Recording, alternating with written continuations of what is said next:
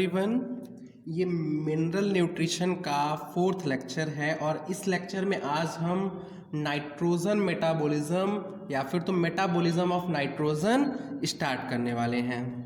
ठीक है, metabolism of nitrogen, N से यहाँ पे लिख दे रहे हैं नाइट्रोजन। तो नाइट्रोजन के बारे में हमने role of macro and micro nutrient में भी कुछ पॉइंट्स पढ़े थे। आइए थोड़ा सा उसे रिवीजन कर लिया जाए कि नाइट्रोजन के बारे में हमने क्या पॉइंट पढ़ा था और एक दो पॉइंट यहाँ पे हम एक्स्ट्रा भी देख लेते हैं। देखिए, नाइट्रोजन अपने एटमॉस्फेयर में 78% है बाई वॉल्यूम। ठीक है, एग्जिस्ट कैसे करता है एटमॉस्फेयर में? Exist in atmosphere as N2 के फॉर्म में, मीन्स ये डाई एटॉमिक मॉलिक्यूल के फॉर्म में एग्जिस्ट करता है, means N triple bond N के फॉर्म में। और ये कितना परसेंट होता है अगर देखा जाए तो 78% होता है वॉल्यूम से।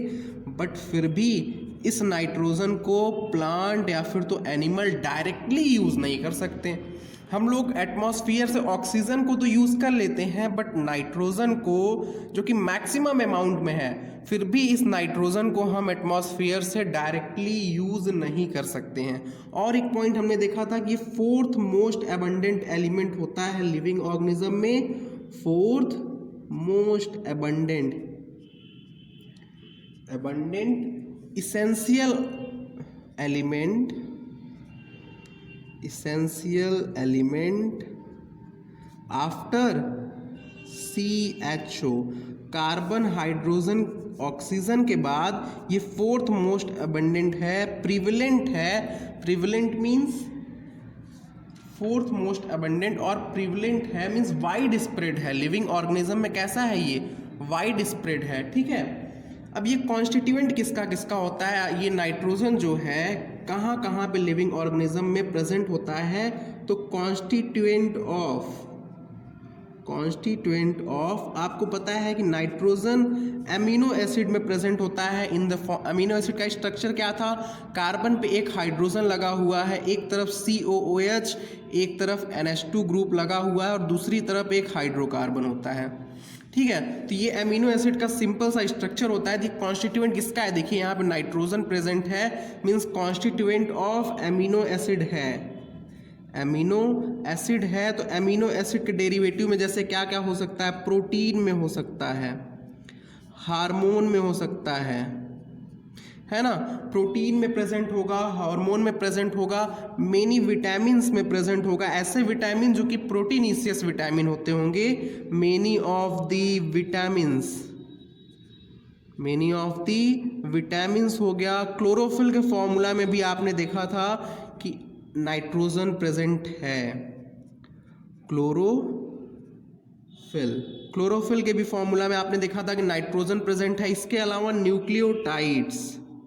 न्यूक्लियोटाइड्स में भी नाइट्रोजन प्रेजेंट है। In the form of nitrogenous base में नाइट्रोजन प्रेजेंट है न्यूक्लियोटाइड में। इसके अलावा हमने देखा था कि अमाइड्स में, यूराइड्स में भी नाइट्रोजन प्रेजेंट है। ठीक है, तो ये नाइट्रोजन किस किस कंपाउंड का कॉन्स्टिट्यूएंट है, ये पॉइंट यहाँ पे हमने क्लियर कर लिया।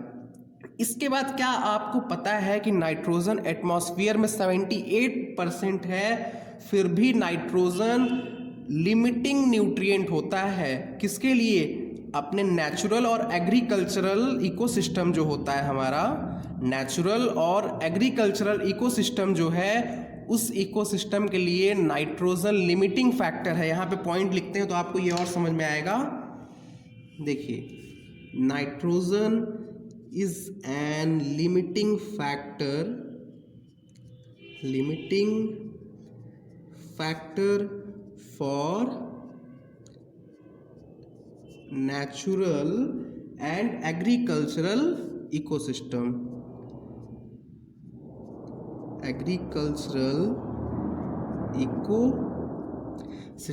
ये जो नेचुरल और एग्रीकल्चरल इकोसिस्टम है, इसके लिए नाइट्रोजन लिमिटिंग फैक्टर होता है।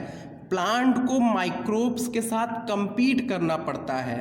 नाइट्रोजन को अवेलेबल कराने के लिए प्लांट को माइक्रोब्स के साथ compete करना पड़ता है ना। तो ये कैसा हो गया फैक्टर, लिमिटिंग फैक्टर होता है। नाइट्रोजन कैसा है, लिमिटिंग फैक्टर है। तो नाइट्रोजन मेटाबॉलिज्म में हमें मेनली पढ़ना कौन कौन सा टॉपिक है, ये जो नाइट्रोजन साइकिल है उसके कॉन्स्टिट्यूएंट क्या क्या होते हैं, आइए देखते हैं। Constituent of nitrogen cycle, constituent of nitrogen cycle, अभी हम साइकिल को भी बना के आपको दिखाएंगे नाइट्रोजन साइकिल कैसा होगा, पर उसके पहले उस साइकिल में कौन कौन से कॉन्स्टिट्यूएंट होंगे इस पॉइंट को यहाँ पे हम क्लियर कर लेते हैं। देखिए इस कॉन्स्टिट्यूएंट में एक जो टॉपिक होता है वो है नाइट्रोजन का फिक्सेशन, नाइट्रोजन फिक्सेशन इसका एक कॉन्स्टिट्यूएंट है। दूसरा क्या होता है, नाइट्रिफिकेशन, नाइट्रिफिकेशन। इसके बाद थर्ड नंबर पे आता है डीनाइट्रिफिकेशन, डीनाइट्रिफिकेशन। 5 कॉन्स्टिट्यूएंट होते हैं इस जो नाइट्रोजन साइकिल है, इस नाइट्रोजन साइकिल को 5 कॉन्स्टिट्यूएंट मिलके बनाते हैं डीनाइट्रिफिकेशन।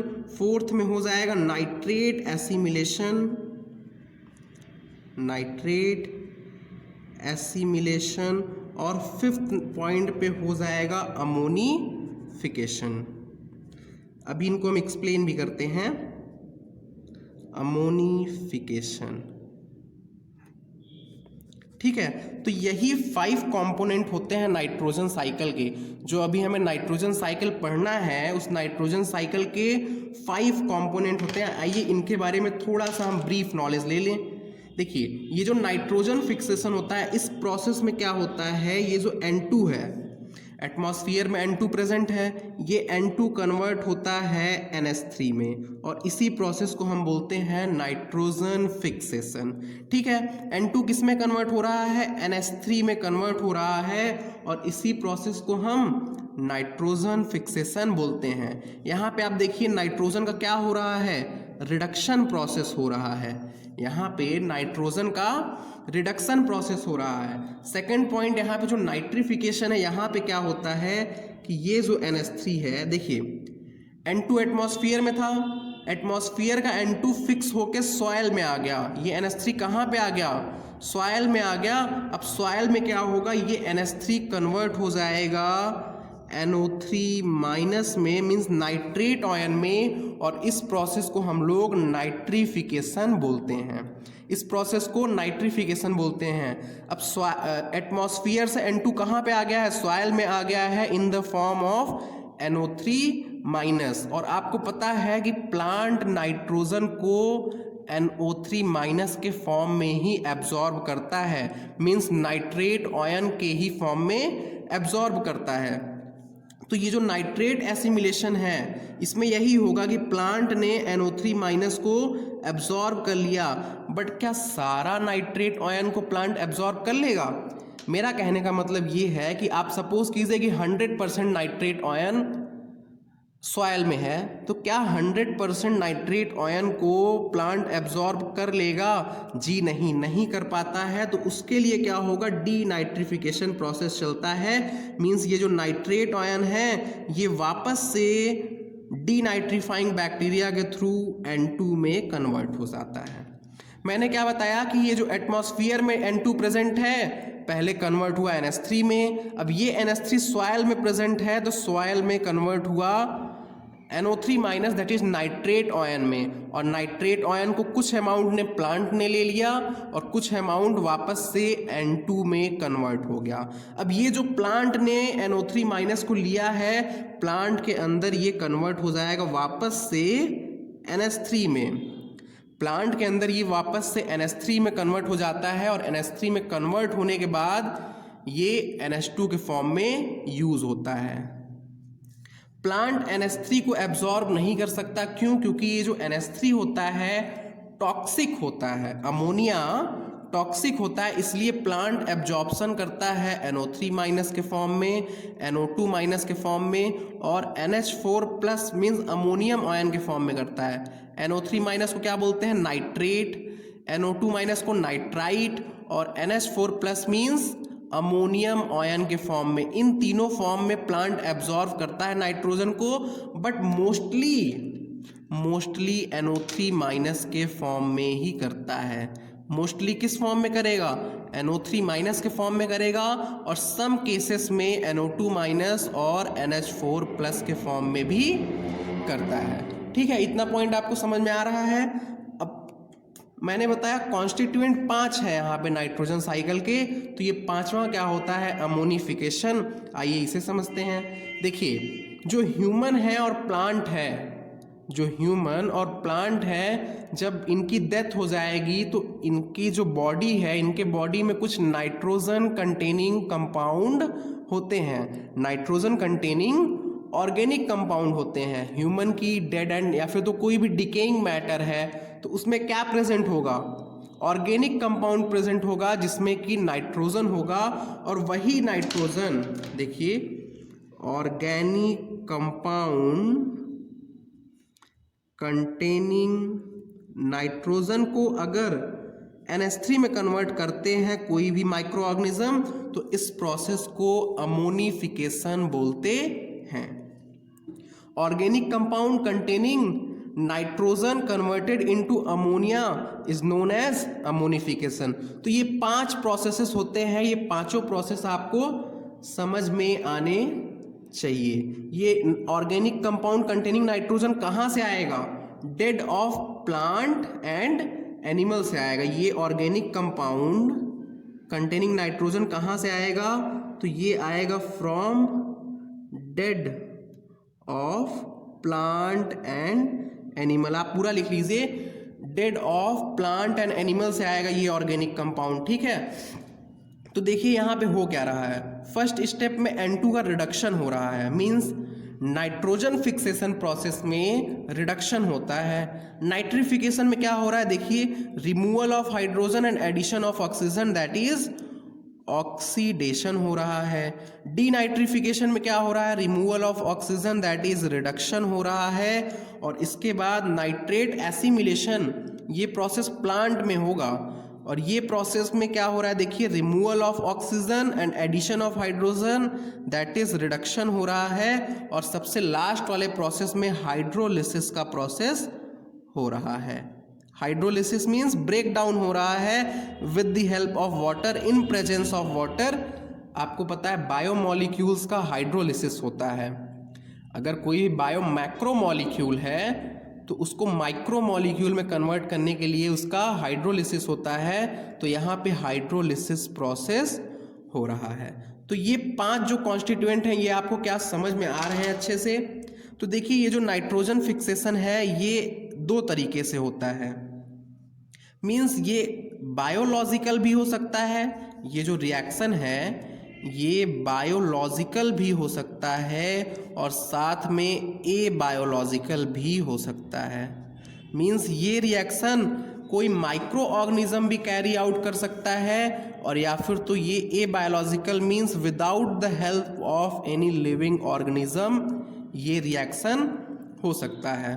इसके अलावा बाकी की ये जो 3 प्रोसेस हैं, ये जो बाकी के 3 प्रोसेस हैं, ये ओनली बायोलॉजिकल होते हैं। मीन्स सिर्फ और सिर्फ माइक्रो ऑर्गेनिज्म ही इस प्रोसेस को करते हैं। ठीक है, ये कैसे होते हैं? ओनली बायोलॉजिकल होते हैं। और ये जो 3rd वाला प्रोसेस है ये भी बायोलॉजिकल हो सकता है और ए बायोलॉजिकल हो सकता है।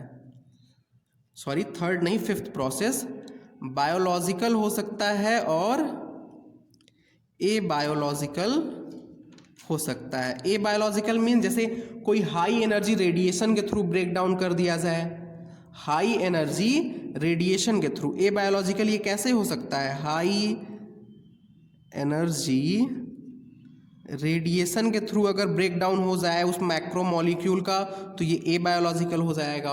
और बायोलॉजिकल किसके थ्रू होगा? माइक्रो ऑर्गेनिज्म के हेल्प से होता है।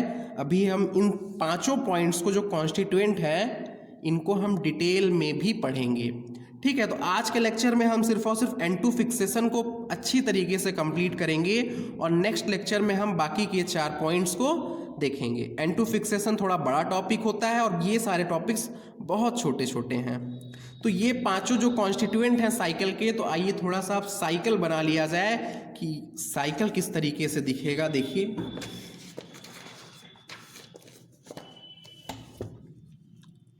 आइए साइकिल को साथ में मिलके बनाते हैं। स्टार्ट करते हैं एटमॉस्फेयर से N2 को लेके।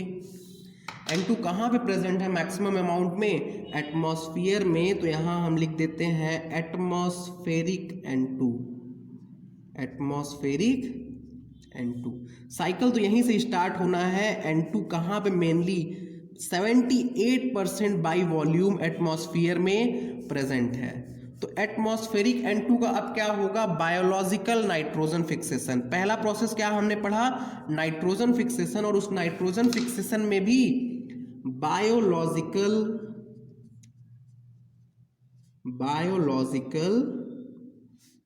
N2 fixation. अब ये बायोलॉजिकल N2 फिक्सेशन कौन करेगा? Bacteria and cyanobacteria means blue green algae इस प्रोसेस को करते हैं। मींस यहाँ पे अगर हम लिख दें कि bacteria plus blue green algae के थ्रू ये प्रोसेस होगा। Biological N2 fixation means nitrogen को NH3 में कन्वर्ट करना with the help of living organism और माइक्रोब यहाँ बोल सकते हैं। क्यों? क्योंकि बायोलॉजिकल में मेनली यहाँ पे माइक्रोब इस फंक्शन को करता है। इसके अलावा हमने क्या देखा था? ए बायोलॉजिकल में देखिए दो तरीके से होता है। एक तो हमने बायोलॉजिकल देख लिया। आइए यहाँ पे आगे बनाते चलते हैं। ये हुआ हमारा NH3। बायोलॉजिकल से क्या हुआ? NH3 यहाँ पे आ गया। साइकिल देखिए आगे की तरफ बढ़ रहा है। अब दूसरा हमने बोला था N2 फिक्सेशन ए बायोलॉजिकल भी होता है। A biological means without the help of living organism होगा। और ये दो तरीके से होता है। दो तरीके से कैसे? एक तो ये इंडस्ट्रियल हो सकता है, industrial N2 fixation. Industrial means Haber's process, आपने सुना होगा हैबर्स प्रोसेस से क्या होता है? अमोनिया का फॉर्मेशन होता है। हैबर्स प्रोसेस से इंडस्ट्री में अमोनिया का फॉर्मेशन होता है और इस अमोनिया का यूज़ किया जाता है यूरिया बनाने में। इस अमोनिया का यूज़ किया जाता है यूरिया बनाने में। और ये यूरिया जब प्लांट को सप्लाई किया जाता है, देखिए ये भी सॉइल में आ रहा है, सॉइल में आ रहा है। यहाँ पे हम सॉइल में नाइट्रोजन पूल की बात करेंगे। Soil nitrogen pool. देखिए सॉइल में क्या क्या फंक्शन होगा अभी आप यहाँ पे समझिए। एक तो हमने बताया बायोलॉजिकल नाइट्रोजन फिक्सेशन हो रहा है, मींस लिविंग ऑर्गेनिज्म माइक्रोब के थ्रू N2 NH3 में कन्वर्ट हो रहा है। दूसरा ए बायोलॉजिकल में इंडस्ट्रियल देखा हमने कि हैबर्स प्रोसेस से यूरिया का सिंथेसिस हो रहा है और ये यूरिया हम प्लांट को एज अ फर्टिलाइजर जब प्रोवाइड करते हैं तो वहाँ से अमोनिया आ रहा है सॉइल में। अब एक और भी होता है ए बायोलॉजिकल में टाइप, उसे हम बोल सकते हैं electrical N2 fixation. Electrical N2 fixation इस प्रोसेस में कैसे होगा? देखिए इस प्रोसेस में होता क्या है कि एटमॉस्फेयर में आपको पता है कि N2 प्रेजेंट है प्लस एटमॉस्फेयर में O2 प्रेजेंट है। हमारे एटमॉस्फेयर में N2 प्रेजेंट है और O2 प्रेजेंट है। और जब ये N2 और O2 आपस में रिएक्ट तो नॉर्मली नहीं करते हैं। ये जो N2 और O2 हैं ये नॉर्मली आपस में रिएक्ट नहीं करते हैं। बट अगर रिएक्ट करें तो क्या होगा? देखिए अगर ये रिएक्ट करेंगे तो ये रिएक्ट करने के बाद नाइट्रोजन ऑक्साइड बनाएंगे। नाइट्रोजन ऑक्साइड रिएक्ट करके क्या बना रहे हैं? नाइट्रोजन ऑक्साइड बना रहे हैं। मींस क्या क्या हो सकता है? NO हो गया, N2O हो गया और NO2 हो गया। इस तरीके के नाइट्रोजन ऑक्साइड बनाएंगे। पर ये रिएक्ट कब करेंगे? बात ये आती है कि एटमॉस्फेयर में N2 प्रेजेंट है, O2 प्रेजेंट है, तो ये रिएक्ट कब करेंगे? और इसका नाम हमने इलेक्ट्रिकल क्यों रख दिया? तो सुनिए, ये रिएक्शन होता है in presence of lightning and UV रे। आपने जब भी बारिश होती है तो उस टाइम पे जो लाइटनिंग होती है तो उस लाइटनिंग के एनर्जी के थ्रू, उस इलेक्ट्रिकल एनर्जी के थ्रू N2 और O2 आपस में रिएक्ट कर लेते हैं in presence of UV light. और इसी प्रोसेस को हम लोग इलेक्ट्रिकल नाइट्रोजन फिक्सेशन बोलते हैं। और इस प्रोसेस में आप देख रहे हैं कोई भी लिविंग ऑर्गेनिज्म का रोल नहीं है। कोई भी लिविंग ऑर्गेनिज्म का रोल नहीं है, इसलिए ये ए बायोलॉजिकल प्रोसेस हुआ। ये कैसे होगा? Due to lightning and UV radiation, due to lightning and UV radiation. ठीक है, due to lightning and UV radiation. अब सुनिए इसके आगे, ये जो NH3 सॉइल में आया हुआ है, इसको नाइट्रीफाइंग बैक्टीरिया कन्वर्ट कर देगा NO3 माइनस में।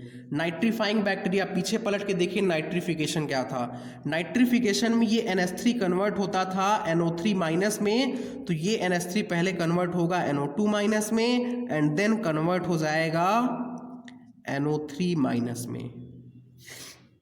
ये पहले किस में कन्वर्ट हो रहा है? NO2 minus means nitrite ion में, देन नाइट्रेट आयन में कन्वर्ट हो रहा है। और इस प्रोसेस को हम लोग क्या बोलते हैं? नाइट्रिफिकेशन बोलते हैं। और ये कहाँ पे हो रहा है? सॉइल में हो रहा है। ये कहाँ पे हो रहा है प्रोसेस? सॉइल में हो रहा है। तो नाइट्रोजन फिक्सेशन से अमोनिया आ रहा है, और ये जो नाइट्रोजन के ऑक्साइड्स हैं ये आकर के यहीं पे जुड़ते हैं। ये जो नाइट्रोजन के ऑक्साइड है यहाँ पे भी जुड़ सकते हैं, या फिर तो NO2 माइनस के भी फॉर्म में जुड़ सकते हैं। जब हम आगे देखेंगे डिटेल में तो वहाँ पे इसे समझेंगे। तो साइकिल देखिए आगे कैसे बढ़ रहा है।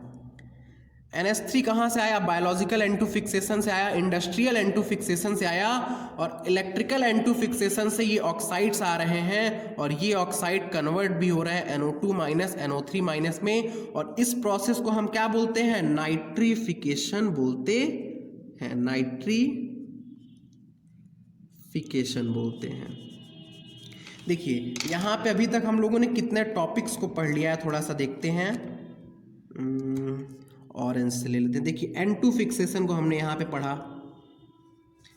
इस साइकिल में हमने 5 कंपोनेंट बताए थे, 5 में से N2 फिक्सेशन यूज कर लिया और नाइट्रिफिकेशन यूज कर लिया। अभी तक हमने 2 प्रोसेस इस साइकिल में यूज किए हैं। अब इसके आगे देखते हैं क्या होगा। देखिए अब ये जो NO3 माइनस है ये 2 पार्ट में जाएगा। एक तो ये प्लांट अपटेक कर लेगा, प्लांट ले लेगा, और दूसरा क्या होगा? ये वापस से कन्वर्ट हो जाएगा N2 में। इस प्रोसेस को क्या बोले थे हम? डीनाइट्रिफिकेशन के प्रोसेस से। इस NO3 माइनस का 2 फंक्शन हो रहा है, या फिर तो इसको प्लांट ले लेगा या फिर तो इसका डीनाइट्रिफिकेशन हो जाएगा। 2 प्रोसेस इसका हो रहा है, डीनाइट्रिफिकेशन हो रहा है, और दूसरा क्या करेगा? प्लांट के थ्रू अपटेक होगा। अब देखिए यहाँ पे हमने 3 प्रोसेस पढ़ लिया, N2 फिक्सेशन, नाइट्रिफिकेशन और डीनाइट्रिफिकेशन। साइकिल हम कंप्लीट कर रहे हैं समझाते हुए में, और ये साइकिल NCERT में बना है, बस थोड़ा सा सिंपल फॉर्म में वहाँ पे लिखा हुआ है। आप एक बार बुक से भी देखिएगा। अब इस NO3 माइनस का क्या होगा? या फिर तो डीनाइट्रिफिकेशन हो गया, या फिर तो अपटेक बाय द प्लांट होगा। पेन गिर गया।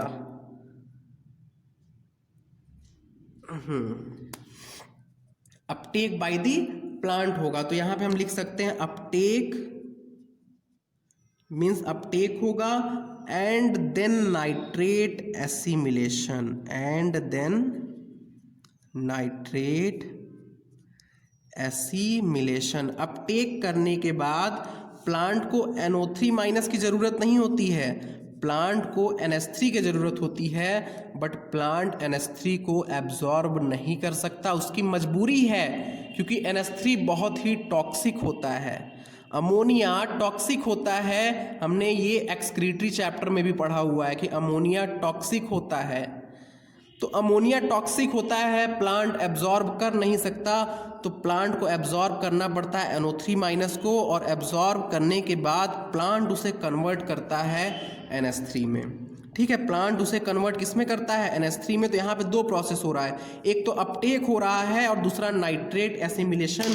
क्या आप बता सकते हैं कि नाइट्रेट एसिमिलेशन का मतलब क्या है? इसका मतलब है कि जो नाइट्रेट आयन है, एसिमिलेशन मीन्स होता है यूज, एसिमिलेशन मीन्स होता है यूज, और नाइट्रेट मीन्स NO3 माइनस। तो इस NO3 माइनस का यूज करेगा प्लांट और कन्वर्ट कर देगा इसको NH3 में, और इसी प्रोसेस को हम बोलते हैं नाइट्रेट एसिमिलेशन।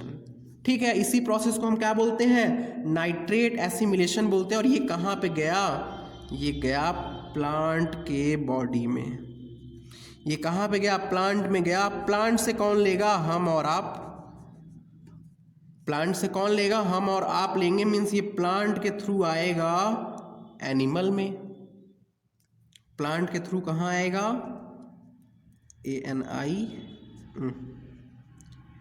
एनिमल में आएगा। प्लांट के थ्रू हम लोग हेटेरोट्रॉप्स हैं, तो प्लांट से किसने लिया? एनिमल ने लिया।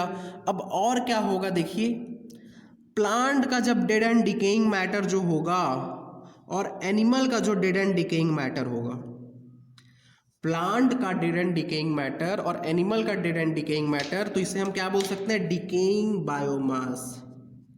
Decaying biomass. तो ये क्या हुआ? प्लांट और एनिमल से क्या हो गया? जब उनकी डेथ हुई या फिर तो उनकी जो डिकेइंग मैटर है उन सब से क्या होगा? उन सब से डिकेइंग मैटर का अमोनिफिकेशन प्रोसेस होगा और ये वापस से अमोनिया में कन्वर्ट हो जाएगा। प्रोसेस क्या होगा यहाँ पे? Ammonification. Dead and decaying matter में क्या प्रेजेंट है? Compound, organic compound containing nitrogen present है। डेड एंड डिकेइंग मैटर में क्या प्रेजेंट है? Organic compound containing nitrogen present है। तो इसके थ्रू क्या हुआ? ऑर्गेनिक कंपाउंड कंटेनिंग नाइट्रोजन के through organic compound containing nitrogen convert हो गया किसमें? NH3 में कन्वर्ट हो गया। और इस प्रोसेस को बोलते हैं हम अमोनिफिकेशन।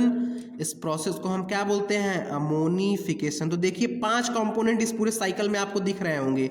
एक तो N2 फिक्सेशन, एक डीनाइट्रिफिकेशन, नाइट्रिफिकेशन, अमोनिफिकेशन और एक क्या हो जाएगा? Nitrate assimilation. तो ये 5 कंपोनेंट मिल करके इस साइकिल को कंप्लीट करते हैं और ये है हमारा कंप्लीट नाइट्रोजन साइकिल। देखिए आपको दिख रहा होगा अब ये क्या हो गया? कंप्लीट नाइट्रोजन साइकिल हो गया। यहाँ से आइए 1-2 पॉइंट हम लोग यहाँ से निकाल के लिखते हैं कि नाइट्रोजन लिथोस्फीयर में कहाँ से आ रहा है। आप बताइए, nitrogen comes in lithosphere. Lithosphere means soil में। सॉइल में नाइट्रोजन N2 फिक्सेशन के थ्रू आ रहा है। और कहाँ से आ रहा है? नाइट्रिफिकेशन से। ये देखिए सॉइल पूल यही है ना, ये सॉइल नाइट्रोजन पूल है। तो यहाँ पे नाइट्रोजन कहाँ से आ रहा है? N2 फिक्सेशन से आ रहा है, नाइट्रिफिकेशन से आ रहा है और अमोनिफिकेशन से आ रहा है। कहाँ से आ रहा है? N2 fixation. आप यहाँ पे लिख लीजिए, मैं नहीं लिख रहा हूँ, बोल दे रहा हूँ यहाँ पे। अच्छा लिख देते हैं, nitrogen comes in lithosphere through SPHERE sphere through THROUGH क्या through nitrogen comes in lithosphere through. पहला किसके थ्रू आ रहा है? N2 के फिक्सेशन के थ्रू आ रहा है, नाइट्रोजन फिक्सेशन। दूसरा नाइट्रिफिकेशन से आ रहा है, नाइट्रिफिकेशन। और थर्ड किसके थ्रू आ रहा है? अमोनिफिकेशन। अमोनिफिकेशन के थ्रू आ रहा है। इसके अलावा एक क्वेश्चन और बन सकता है कि नाइट्रोजन एटमॉस्फेयर में कहाँ से आ रहा है? ये जो एटमॉस्फेयर है वहाँ उसमें कहाँ से आ रहा है? तो डीनाइट्रिफिकेशन से आ रहा है। देखिए वापस से नाइट्रोजन एटमॉस्फेयर में किसके थ्रू जा रहा है? डीनाइट्रिफिकेशन के थ्रू जा रहा है। Nitrogen comes in atmosphere from lithosphere through. Lithosphere से एटमॉस्फेयर में कहाँ से आ रहा है? डीनाइट्रिफिकेशन के थ्रू आ रहा है। ठीक है, तो ये क्वेश्चन बन सकता है एक तरीके से। तो ये पॉइंट्स को आप अच्छे से समझ लीजिए। और ये कंप्लीट नाइट्रोजन साइकिल था। अब हम इसमें नाइट्रोजन फिक्सेशन टॉपिक को आज कंप्लीट करेंगे। ठीक है, नाइट्रोजन फिक्सेशन थोड़ा सा बड़ा टॉपिक है, शायद थोड़ा ज़्यादा टाइम लग जाए इस लेक्चर में, फिर भी थोड़ा फास्ट कंप्लीट करने की कोशिश करते हैं। देखिए N2 फिक्सेशन। N2 फिक्सेशन में हमने बताया कि 2 तरह के होते हैं। एक हो जाएगा ए बायोलॉजिकल और दूसरा क्या हो जाएगा यहाँ पे? बायो लॉजिकल, एक तो ए बायोलॉजिकल, दूसरा a biological, means without the help of living organism, with the help of living organism. N2 fixation में होना क्या है, N2 कन्वर्ट होगा NH3 में, दैट इज रिडक्शन प्रोसेस होगा। कौन सा प्रोसेस होगा, रिडक्शन प्रोसेस होगा। तो ये जो ए बायोलॉजिकल होता है ये भी वापस से दो तरह का होता है, मीन्स बिना हेल्प ऑफ लिविंग ऑर्गेनिज्म का तो होगा, बट एक नेचुरल होता है और एक कैसा होगा, आर्टिफिशियल। नेचुरल मीन्स जैसे लाइटनिंग के थ्रू हो रहा था तो वो नेचुरल है, और अगर हैबर्स प्रोसेस से हो रहा है तो वो कैसा हो जाएगा, इंडस्ट्रियल या फिर तो आर्टिफिशियल हो जाएगा। तो यहाँ पे हम दो क्लास बना सकते हैं, एक हो जाएगा नेचुरल या फिर तो इलेक्ट्रिकल। हमने देखा था ना नेचुरल या फिर तो उसी को इलेक्ट्रिकल बोल सकते हैं, दूसरा हो जाएगा आर्टिफिशियल, और इसे क्या बोल सकते हैं, इंडस्ट्रियल। आर्टिफिशियल और इंडस्ट्रियल बोल सकते हैं। और ये जो बायोलॉजिकल नाइट्रोजन फिक्सेशन होता है, इस प्रोसेस को, इसके प्रोसेस को हम लोग डाईएज़ोट्रॉफी बोलते हैं, डाईएज़ोट्रॉफी बोलते हैं।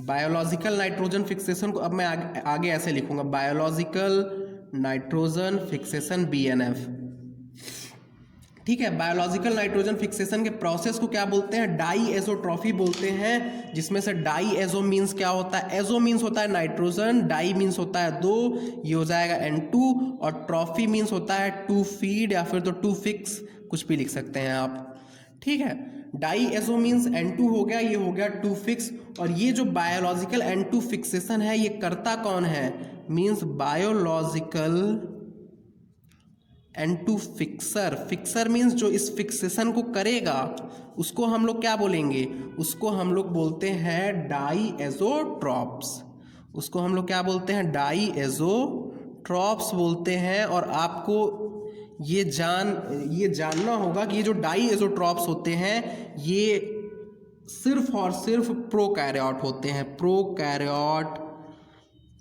ओनली। डाईएज़ोट्रॉफ कौन होते हैं, प्रोकैरियोट होते हैं, कोई भी यूकैरियोट N2 फिक्सेशन नहीं कर सकता। मतलब आप यहाँ पे समझ रहे होंगे कि प्लांट और एनिमल दोनों ही N2 फिक्सेशन नहीं कर सकते, प्लांट और एनिमल दोनों ही N2 फिक्सेशन नहीं कर सकते हैं। तो आइए ए बायोलॉजिकल को शुरू करते हैं, और ए बायोलॉजिकल में सबसे पहले नेचुरल वाला प्रोसेस पढ़ते हैं, ठीक है। ए बायोलॉजिकल वाला है, इसमें फर्स्ट नंबर पे हो जाएगा हमारा natural oblique electrical.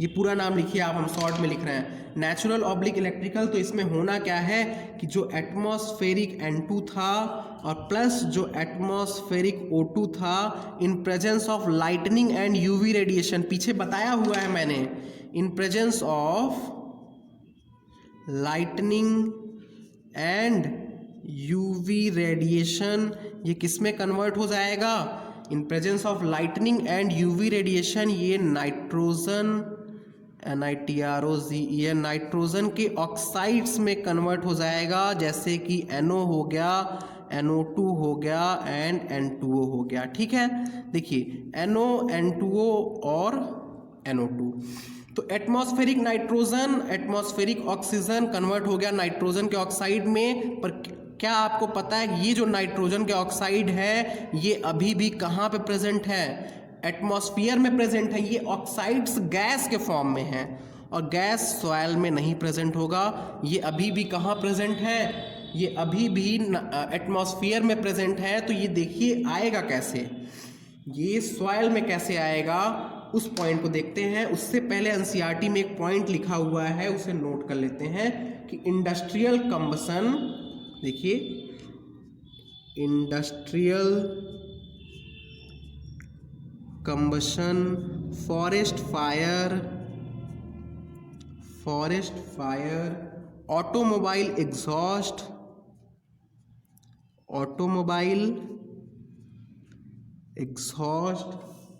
And power generating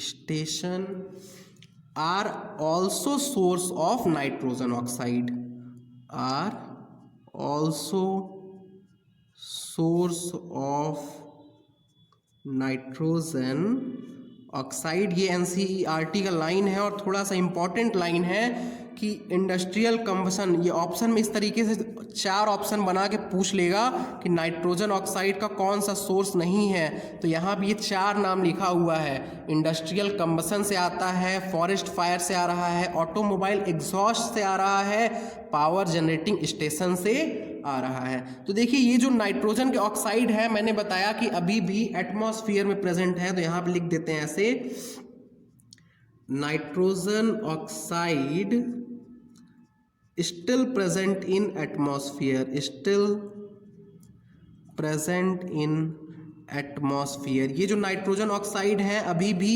atmosphere में प्रेजेंट है, तो ये सॉइल में कैसे आएंगे, इसी प्रोसेस को हमें देखना है। ये जो नाइट्रोजन ऑक्साइड है ये वाटर वेपर से रिएक्ट करेंगे तो क्या बनाएंगे, देखिए नाइट्रोजन ऑक्साइड में क्या है, NO है, N2O है और क्या है, NO2 है। NO, N2O और NO2 ये वाटर से रिएक्ट करेंगे। पहले तो जब लाइटनिंग हुआ, देखिए जब बारिश होनी होती है तो पहले लाइटनिंग होगा, लाइटनिंग हुआ तो नाइट्रोजन ऑक्साइड फॉर्म हो गया। अब ये जो नाइट्रोजन ऑक्साइड फॉर्म हुआ है वो वाटर के साथ में या फिर तो वाटर वेपर के साथ में रिएक्ट करके कन्वर्ट हो जाता है HNO2, HNO3 and HNO acid के फॉर्म में कन्वर्ट हो जाता है, जिसे ही हम लोग एसिड रेन भी बोलते हैं। और इसी एसिड रेन के थ्रू ये जो नाइट्रोजन है कहाँ पे आएगा, सॉइल में आएगा। तो यहाँ पे मैं लिख दे रहा हूँ ये कहाँ प्रेजेंट है, ये प्रेजेंट है एटमॉस्फेयर में और ये आ गया हमारा सॉइल में। ठीक है, देखिए एटमॉस्फेयर से सॉइल में कैसे आया, एसिड रेन के थ्रू आया। ये जो नाइट्रोजन के ऑक्साइड थे पहले ये एसिडिक फॉर्म में कन्वर्ट हुए और फिर जाके सॉइल में पहुंचे। अब इसमें से क्या होगा, देखिए ये जो एसिडिक फॉर्म है सॉइल में, अब इसका क्या होगा, ये H+ सारे लॉस कर देंगे, ये NO2 माइनस में हो जाएगा, NO3 माइनस में हो जाएगा, NO माइनस में हो जाएगा, प्लस H+ फॉर्म कर लेंगे। इनमें से हाइड्रोजन का लॉस हो जाएगा, मीन्स एसिडिक है ना ये, तो इनमें से हाइड्रोजन निकल करके इस फॉर्म में हो जाएगा और इस फॉर्म में एब्जॉर्ब्ड बाई प्लांट हो जाएगा। ये क्या होगा, एब्जॉर्ब्ड बाई प्लांट। अब इसमें से जो भी एब्जॉर्ब कर लेगा जैसे NO2 माइनस है तो NO2 माइनस साइकिल में NO2 माइनस की जगह पे ज्वाइन कर लेगा, NO3 माइनस साइकिल में NO3 माइनस की जगह पे ज्वाइन कर लेगा और NO माइनस भी किसी तरीके से कन्वर्ट होगा इन दोनों में, उसके बाद साइकिल को ज्वाइन कर लेगा और फिर प्लांट उसे क्या कर लेगा, एब्जॉर्ब कर लेगा। ठीक है, तो ये हुआ हमारा नेचुरल और इलेक्ट्रिकल प्रोसेस पहला। दूसरा आर्टिफिशियल है, उसमें हम लोग देख लेते हैं। एक सिंपल सा एक लाइन में लिखना है हमें, आर्टिफिशियल में हैबर्स प्रोसेस है। तो ये नेचुरल और इलेक्ट्रिकल आपको समझ में आ रहा है, तो ए बायोलॉजिकल में सेकंड हो जाएगा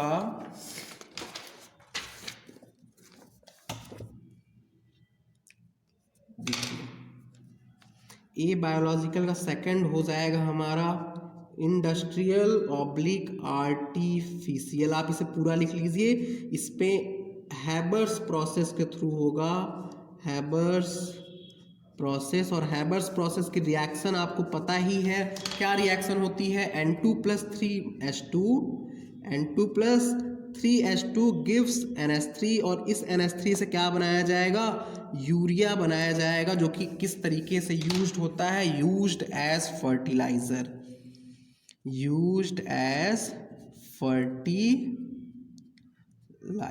ये फर्टिलाइजर की तरह यूज किया जाता है। यूरिया का फॉर्मूला क्या है, C पे डबल बॉन्ड O NH2,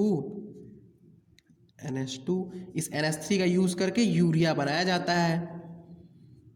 ठीक है, तो अब ये यूरिया फर्टिलाइजर के रूप में यूज करेंगे और ये यूरिया कहाँ पे जाएगा, सॉइल में जाएगा। इसके बाद हमारा second process biological nitrogen fixation, जो कि थोड़ा सा बड़ा टॉपिक होगा, बायोलॉजिकल N2 फिक्सेशन। इसे अब हम क्या, इसे आप पूरा लिखिएगा, बायोलॉजिकल नाइट्रोजन फिक्सेशन। इसे शॉर्ट में अब हम हर जगह पे BNF लिखेंगे। ठीक है, तो देखिए बायोलॉजिकल नाइट्रोजन फिक्सेशन करेगा कौन, बायोलॉजिकल नाइट्रोजन फिक्सर करते हैं, बायोलॉजिकल नाइट्रोजन फिक्सर करते हैं। और बायोलॉजिकल नाइट्रोजन फिक्सर कौन होते हैं, या फिर तो बायोलॉजिकल नाइट्रोजन फिक्सर को हम लोग क्या बोलते हैं, डाईएज़ोट्रॉप्स बोलते हैं, डाईएज़ोट्रॉप्स बोलते हैं। और ये ओनली प्रोकैरियोट होते हैं, ओनली प्रोकैरियोट होते हैं, मीन्स प्लांट और एनिमल बायोलॉजिकल नाइट्रोजन फिक्सेशन नहीं कर सकते हैं। इस प्रोसेस को हम लोग और क्या बोलते हैं, तो डाईएज़ोट्रॉफी बोलते हैं। ये पॉइंट मैंने पहले भी बताया हुआ है, डाईएज़ोट्रॉफी बोलते हैं। तो ये जो डाईएज़ोट्रॉप्स हैं ये ओनली प्रोकैरियोट होंगे। और प्रोकैरियोट में भी अगर आप देखिए तो प्रोकैरियोट में ये बैक्टीरिया हो सकते हैं, प्रोकैरियोट में क्या हो सकता है, बैक्टीरिया हो सकता है, और साइटो लिखा गया, साइनोबैक्टीरिया हो सकते हैं। ये बैक्टीरिया हो सकता है या फिर तो साइनोबैक्टीरिया हो सकता है। अब अगर बैक्टीरिया है तो वो नाइट्रोजन फिक्सेशन दो तरीके से कर सकता है, या फिर तो वो फ्री लिविंग फॉर्म में करेगा, फ्री लिविंग फॉर्म में करेगा, या फिर तो वो सिम्बियोटिक फॉर्म में करेगा, सिम्बियोटिक। फ्री लिविंग में करेगा तो क्या होगा, उसका सेल है ये सॉइल में प्रेजेंट है। अब सॉइल में वो क्या कर रहा है, अपना नाइट्रोजन फिक्सेशन कर रहा है, और नाइट्रोजन फिक्सेशन करके सॉइल में NH3 दे रहा है। अगर सिम्बियोटिक करेगा तो ये क्या होगा, प्लांट के रूट के साथ में, ये हमारा प्लांट हुआ, प्लांट की ये रूट हुई, रूट के साथ में ये क्या होगा, सिम्बियोटिक एसोसिएशन होगा। प्लांट क्या करेगा, बैक्टीरिया को फूड देगा, और बैक्टीरिया उसको नाइट्रोजन कंपाउंड देगा। देखिए प्लांट क्या दे रहा है, फूड दे रहा है, और बैक्टीरिया प्लांट को नाइट्रोजन कंपाउंड दे रहा है। तो बैक्टीरिया में दो तरीके से हो गया, एक फ्री लिविंग, दूसरा सिम्बियोटिक। और इसी तरीके से साइनोबैक्टीरिया में भी दो तरीके से हो जाएगा, एक हो जाएगा फ्री लिविंग और एक हो जाएगा symbiotic, free living and symbiotic. इसी तरीके से अगर फ्री लिविंग साइनोबैक्टीरिया है तो वो अपना अकेले ही करता रहेगा, और सिम्बियोटिक साइनोबैक्टीरिया है तो वो अकेले ना करके ग्रुप में करेगा, अकेले ना करके, सॉरी ग्रुप मैंने बोल दिया, अकेले ना करके किसी प्लांट के साथ में सिम्बियोटिक एसोसिएशन में होकर के करेगा। तो आइए इस डाईएज़ोट्रॉप्स को हम लोग और डिटेल में पढ़ते हैं नेक्स्ट पेज में। डाईएज़ोट्रॉप्स को अब यहाँ पे हम डिटेल में पढ़ लेते हैं। देखिए डाईएज़ोट्रॉप्स हमें पढ़ना है।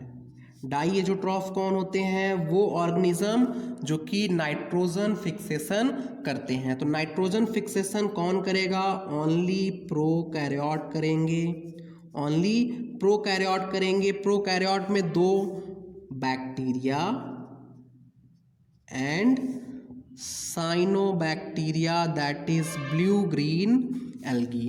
बैक्टीरिया में दो तरह की बैक्टीरिया हो सकती है, एक हो जाएगा फ्री लिविंग बैक्टीरिया, एक हो जाएगा, ये पूरा लिखिएगा आप, फ्री लिविंग बैक्टीरिया, और दूसरा हो जाएगा symbiotic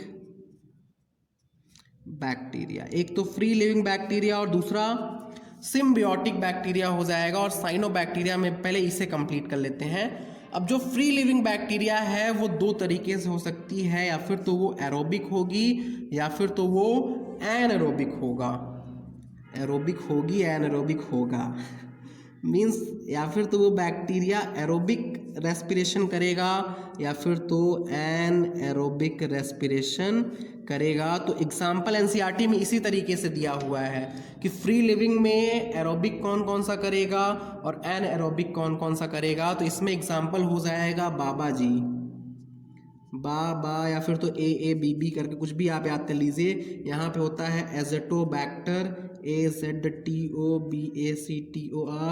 Azotobacter, Azospirillum, AZOSPIRILLUM, Azotobacter, Azospirillum, Beijerinckia and Bacillus, Beijerinckia, रिंकिया यहाँ पे आ गया, बेइज़रिंग, स्पेलिंग गलत है, बेइज़ेरिंकिया, NZERNICKIA,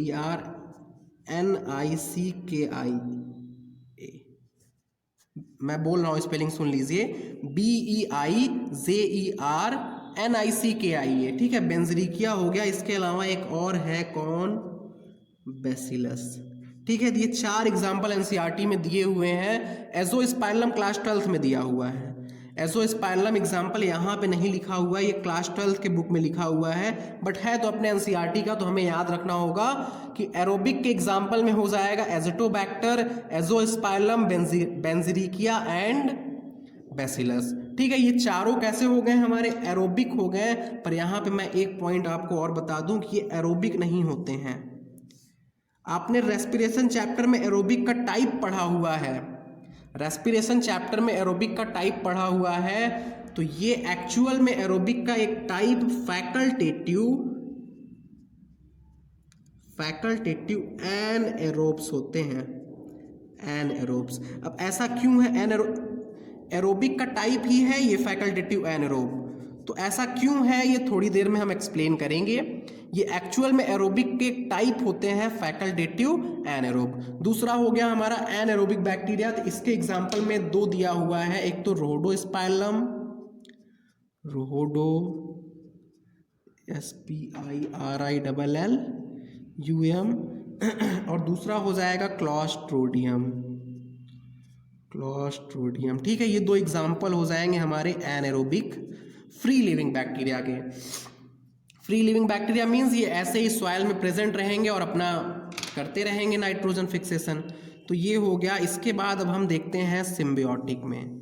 तो जो सिम्बियोटिक होते हैं बैक्टीरिया, ये नोड्यूल का फॉर्मेशन करते हैं, फॉर्म्स नोड्यूल, फॉर्मेशन किसका करते हैं, नोड्यूल का फॉर्मेशन करते हैं। और नोड्यूल का मतलब क्या होता है, क्या आपको पता है, नोड्यूल मीन्स होता है स्मॉल आउटग्रोथ, जैसे पिंपल्स नहीं हो जाता है चेहरे पे, एक थोड़ा सा आउटग्रोथ हो जाता है, उसी तरीके से नोड्यूल का फॉर्मेशन करते हैं। जो सिम्बियोटिक बैक्टीरिया हैं वो जहाँ पे रहते हैं, जहाँ पे वो प्लांट के साथ में सिम्बियोसिस शो करते हैं, वहाँ पे वो नोड्यूल का फॉर्मेशन करते हैं, मीन्स एक स्मॉल आउटग्रोथ का फॉर्मेशन करते हैं। तो ये जो सिम्बियोटिक बैक्टीरिया है, ये सिम्बियोसिस प्लांट के कई पार्ट से दिखा सकते हैं, जैसे कि रूट में दिखा सकते हैं, मीन्स रूट में नोड्यूल का फॉर्मेशन कर सकते हैं, रूट नोड्यूल NODULE, या फिर तो स्टेम नोड्यूल या लीफ नोड्यूल भी बना सकते हैं, स्टेम नोड्यूल और लीफ नोड्यूल। बट अपने एनसीईआरटी में हमें स्टेम नोड्यूल और लीफ नोड्यूल के बारे में कुछ भी नहीं पढ़ना है, सिर्फ और सिर्फ रूट नोड्यूल के ही एग्जाम्पल्स पढ़ने हैं, और उसी के बारे में हमें जानना है कि रूट में नोड्यूल का फॉर्मेशन ये सिम्बियोटिक बैक्टीरिया कैसे करते हैं, ठीक है। तो रूट नोड्यूल अगर हम देखें तो रूट नोड्यूल 2 तरीके से हो सकता है। देखिए, अभी आपने पढ़ा कि नाइट्रोजन कहाँ पर रिक्वायर्ड होता है, नाइट्रोजन प्रोटीन में रिक्वायर्ड होता है, या फिर तो एमिनो एसिड आप बोल सकते हैं, एमिनो एसिड में, और एमिनो एसिड के ही थ्रू प्रोटीन में, हार्मोन में, कुछ विटामिन्स में, इन सब में नाइट्रोजन का रिक्वायरमेंट होता है। और हमें पता है कि जो दाल वाले प्लांट होते हैं, दाल में हमें पता है प्रोटीन बहुत ज़्यादा है, और जो दाल वाले प्लांट मीन्स पल्स वाले प्लांट हैं, पल्सेस वाले प्लांट को हम लोग लेग्यूमिनस प्लांट बोलते हैं, पल्सेस वाले प्लांट को हम लोग लेग्यूमिनस प्लांट बोलते हैं। तो रूट नोड्यूल अगर हम देखें तो 2 जगह बना सकते हैं, कि लेग्यूमिनस प्लांट में बना रहे हैं, लेग्यूमिनस प्लांट में नोड्यूल का फॉर्मेशन कर रहे हैं, या फिर तो नॉन लेग्यूमिनस, ऐसा प्लांट जो कि पल्सेस का प्रोडक्शन नहीं कर रहा है, उस प्लांट को हम लोग क्या बोलेंगे, नॉन लेग्यूमिनस प्लांट। तो अब यहाँ पे 2 क्लासिफिकेशन हो गया। देखिए, सिम्बियोटिक बैक्टीरिया हमने देखा, तो सिम्बियोटिक बैक्टीरिया क्या कर रहा है, नोड्यूल का फॉर्मेशन कर रहा है।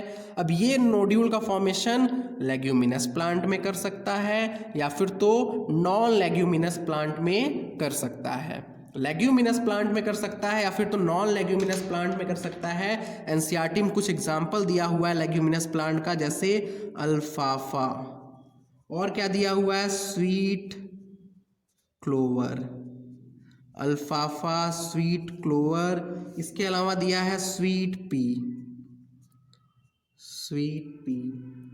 और क्या है, sweet pea, lentils, garden P.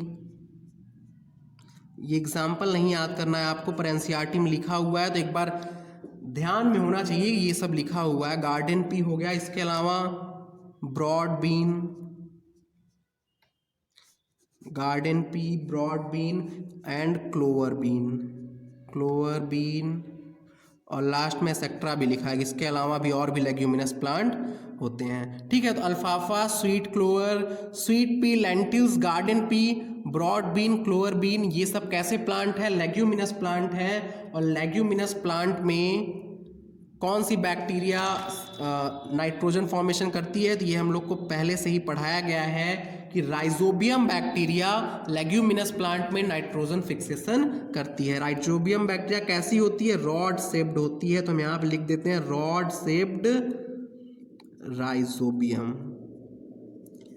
Leguminous plant में नाइट्रोजन फिक्सेशन कौन करता है? रॉड शेप्ड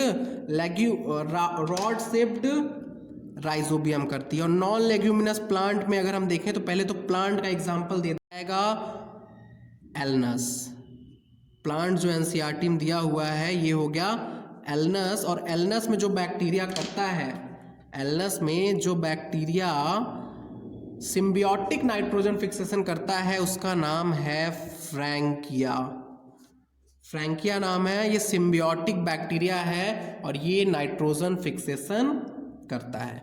ठीक है, तो रूट नोड्यूल फॉर्मेशन हमने देखा लेग्यूमिनस प्लांट में, मींस पल्सेस वाले प्लांट में, और कुछ ऐसे प्लांट जो कि पल्स का प्रोडक्शन नहीं करते हैं उन प्लांट्स में। तो यहाँ पे राइजोबियम हो गया और इधर फ्रैंकिया हो गया। तो यहाँ पे एक नोट पॉइंट भी साथ में हो जाए फिर। नोट देखिए, नोट में ये है कि ये जो राइजोबियम है, रॉड शेप्ड राइजोबियम, और ये जो फ्रैंकिया है, दोनों ही हेटेरोट्रॉप्स होते हैं। और जब ये सिम्बियोटिक एसोसिएशन में जाते हैं तो नाइट्रोजन फिक्सेशन का काम भी करते हैं। मतलब ये फ्री लिविंग नाइट्रोजन फिक्सेशन का काम कभी नहीं करते हैं, ये हेटेरोट्रॉप्स होते हैं। और जब ये सिम्बियोटिक एसोसिएशन में जाएंगे तो नाइट्रोजन फिक्सेशन भी करते हैं। तो यहाँ पे ऐसे लिख दे रहे हैं कि बोथ राइजोबियम RHIZO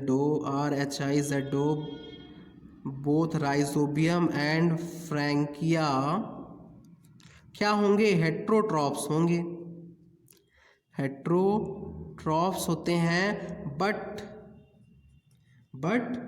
एज सिम्बियोन्ट्स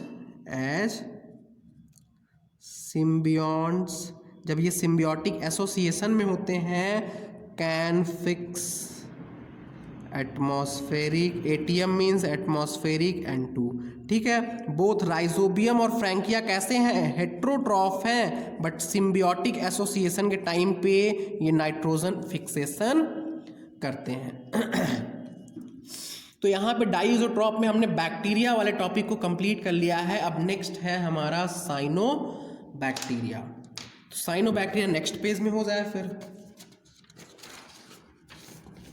अगर आपके पेज में जगह होता है तो आप वहीं पे लिखिएगा, अगर नहीं होता है तो हमारी तरह आप भी नेक्स्ट पेज में लिखिए।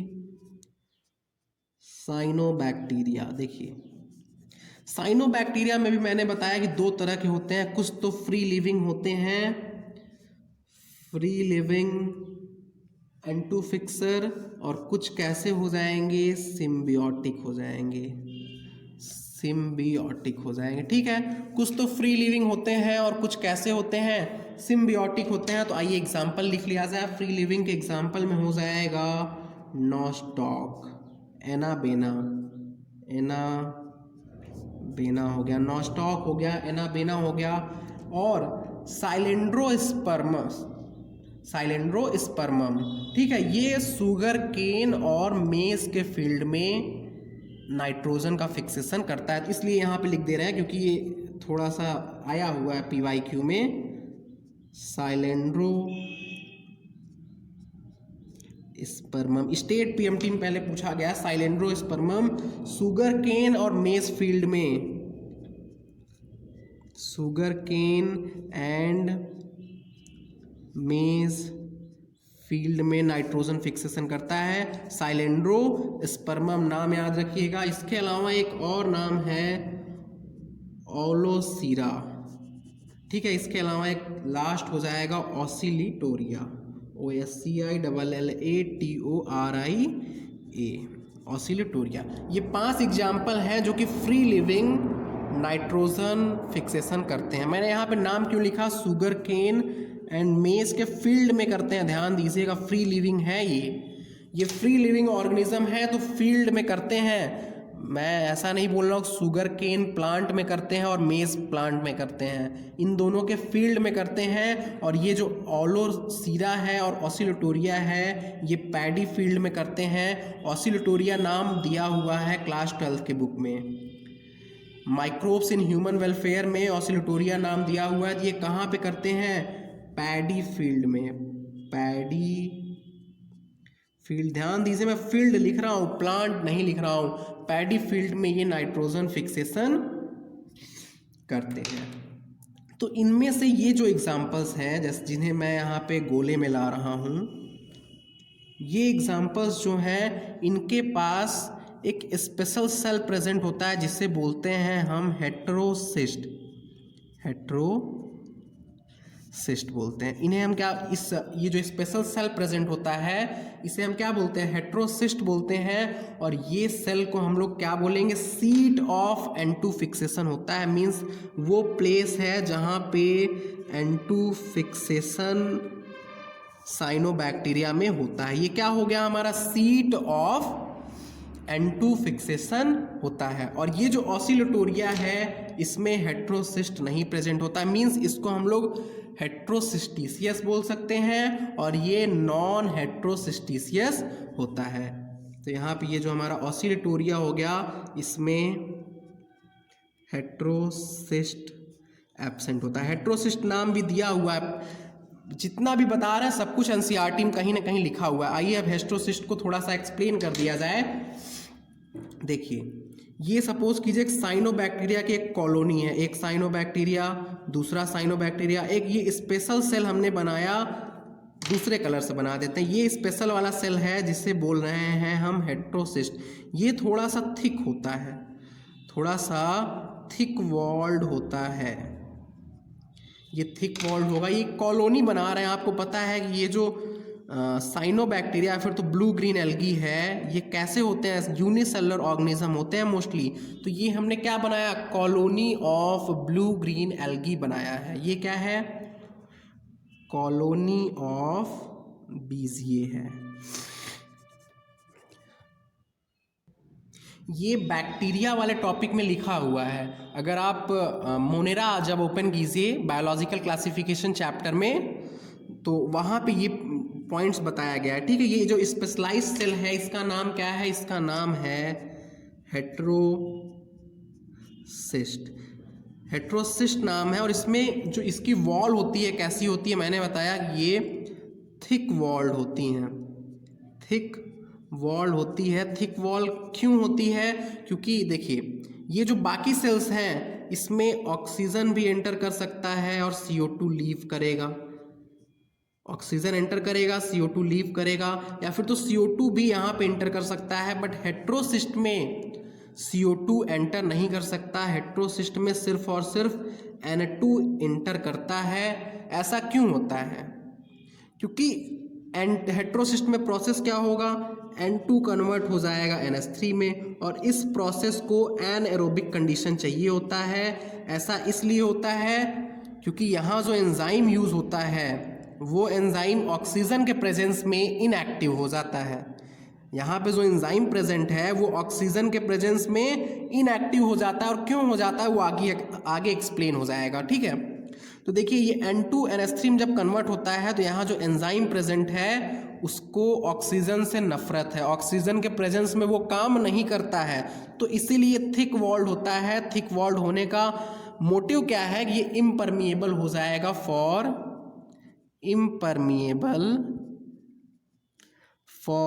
CO2 and O2। ये CO2 और O2 के लिए इम्परमिएबल हो जाएगा, बट परमिएबल फॉर N2। इसमें N2 तो आने देगा बट CO2 और O2 को नहीं आने जाने देगा। और इसमें प्रोसेस कौन सा होगा, तो N2 कन्वर्ट होगा NH3 में। ठीक है, N2 किस में कन्वर्ट होगा, NH3 में। और यहाँ जो एंजाइम होता है, देखिए मैं लिख दे रहा हूँ, जो एंजाइम होता है उसको बोलते हैं नाइट्रोजिनेज।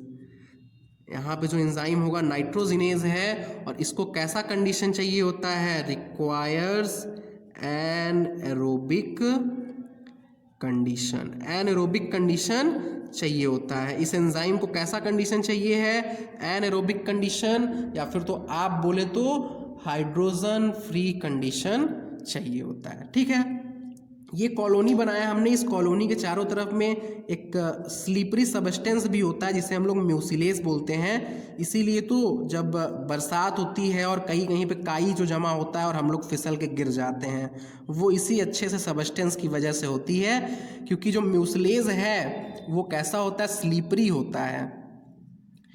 यहाँ आउटर साइड में म्यूसिलेज प्रेजेंट है, और ये म्यूसिलेज स्लीपरी नेचर का होता है। ये सारा पॉइंट लिखा हुआ है बैक्टीरिया वाले टॉपिक में। तो यहाँ पे नाइट्रोजन फिक्सेशन की बात है तो हेट्रोसिस्ट की बात आई यहाँ पे, इसलिए एक्सप्लेनेशन हो गया कि हेट्रोसिस्ट में ही नाइट्रोजन फिक्सेशन होता है। और ये क्वेश्चन है और बहुत ही इंपॉर्टेंट क्वेश्चन है कि ब्लू ग्रीन एल्गी में नाइट्रोजन फिक्सेशन कहाँ पे होता है, तो हेट्रोसिस्ट जो कि एक स्पेशलाइज्ड सेल है उसी में नाइट्रोजन फिक्सेशन होता है। तो हमने फ्री लिविंग देखा। इसके बाद नेक्स्ट टॉपिक है हमारा सिम्बियोटिक नाइट्रोजन फिक्सेशन। तो सिम्बियोटिक में देखिए ये एजोला एक एक्वेटिक फर्न होता है। Fern means pteridophyte, aquatic fern है। उसके साथ में ये जो एनाबेना है वो सिम्बियोटिक एसोसिएशन शो करता है। एनाबेना, ये जो एजोला फर्न है और ये एनाबेना दोनों ही सिम्बियोटिक एसोसिएशन शो करते हैं। जैसे श्याम और राधा को हम लोग क्या बोलते हैं, राधे श्याम बोलते हैं। उसी तरीके से एजोला और एनाबेना को दोनों को साथ में हम क्या बोलते हैं, एनाबेनी एजोली। ठीक है, क्या बोलते हैं, एनाबेनी एजोली। और ये यूज होता है as a fertiliser, used as fertiliser. क्यों, क्योंकि इसमें नाइट्रोजन की कंटेंट बहुत ज़्यादा होती है, इसीलिए ये किस तरीके से यूज्ड होता है, तो यूज्ड एज फर्टिलाइज़र की तरह यूज होता है। तो एक सिम्बियोटिक एसोसिएशन हमने यहाँ पे बताया। दूसरा सिम्बियोटिक एसोसिएशन हो जाएगा coralloid root of cycas. Cycas plant, CYCAS, coralloid root of cycas plus यही एनाबेना। इन दोनों के बीच में भी सिम्बियोटिक एसोसिएशन होता है। और ये दोनों पॉइंट प्लांट किंगडम वाले चैप्टर में लिखा हुआ है। ये पॉइंट तो नहीं लिखा है, बट ये कोरोलॉइड रूट ऑफ साइकस और एनाबेना के साथ में सिम्बियोटिक एसोसिएशन होता है, ये पॉइंट लिखा हुआ है प्लांट किंगडम वाले चैप्टर में। देखिए जो साइकस होता है उसमें दो तरह का रूट प्रेजेंट होता है। एक तो नॉर्मल टैप रूट होगा, नॉर्मल टैप रूट होता है, और एक दूसरा रूट होता है जिसे हम लोग बोलते हैं कोरोलॉइड रूट। दो तरह का रूट होता है, दोनों के बारे में मैं फीचर बोल रहा हूँ, आप नीचे की तरफ चाहिए तो लिख लीजिए। ये जो नॉर्मल टैप रूट होता है, ये बिलो द सॉइल प्रेजेंट होता है। और ये जो कोरोलॉइड रूट है सॉइल से निकल करके बाहर की तरफ आ जाता है। मैं कि अभी यहाँ पिक्चर लगा दे रहा हूँ, देखिए आप पिक्चर में देख पा रहे होंगे कि कोरोलॉइड रूट, ये जो मैंने पिक्चर लगाया है ये साइकस का है, और इसमें कोरोलॉइड रूट बाहर की तरफ निकले हुए हैं। ठीक है, तो कोरोलॉइड रूट जो होते हैं वो सॉइल के बाहर आ जाते हैं, और इसी में क्या होता है, एनाबेना का एसोसिएशन होता है, सिम्बियोटिक एसोसिएशन होता है। और इसी कोरोलॉइड रूट में नाइट्रोजन फिक्सेशन होता है। तो normal tap root anchorage provide करता है, अपना नॉर्मल फंक्शन करेगा, और जो कोरोलॉइड रूट होता है उसमें नाइट्रोजन फिक्सेशन का काम होता है। ठीक है, ये तो साइनोबैक्टीरिया के बारे में हमने डिटेल में अच्छे से पढ़ लिया। और ये एक नोट में हमने कॉलोनी ऑफ साइनोबैक्टीरिया को भी एक्सप्लेन कर दिया। पर लास्ट पेज में अभी हमने नोड्यूल की बात की थी, तो आइए बात कर लेते हैं यहीं पे कि नोड्यूल फॉर्मेशन कैसे होता है। एक तो यहाँ पे जब बात आई हेट्रोसिस्ट की तो हेट्रोसिस्ट एक्सप्लेन हो गया, अभी नोड्यूल की बात आई थी तो इसके बाद की जो नेक्स्ट टॉपिक होगी वो है नोड्यूल फॉर्मेशन। ठीक, तो अब हमें नोड्यूल फॉर्मेशन देखना है। नोड्यूल फॉर्मेशन, नोड्यूल फॉर्मेशन हमने अभी जो फ्लो डायग्राम बनाया था वहाँ पे हमने देखा कि नोड्यूल फॉर्मेशन सिर्फ और सिर्फ सिम्बियोटिक एसोसिएशन में ही होता है। अभी जो हमने फ्लो चार्ट बनाया पीछे के पेज में, तो वहाँ पे हमने देखा कि नोड्यूल फॉर्मेशन सिर्फ और सिर्फ सिम्बियोटिक, बैक्टीरियल सिम्बियोटिक में ही फॉर्म होता है। फ्री लिविंग में नोड्यूल फॉर्मेशन नहीं होगा। जब बैक्टीरिया प्लांट के कांटेक्ट में आएगा तभी नोड्यूल का फॉर्मेशन होता है।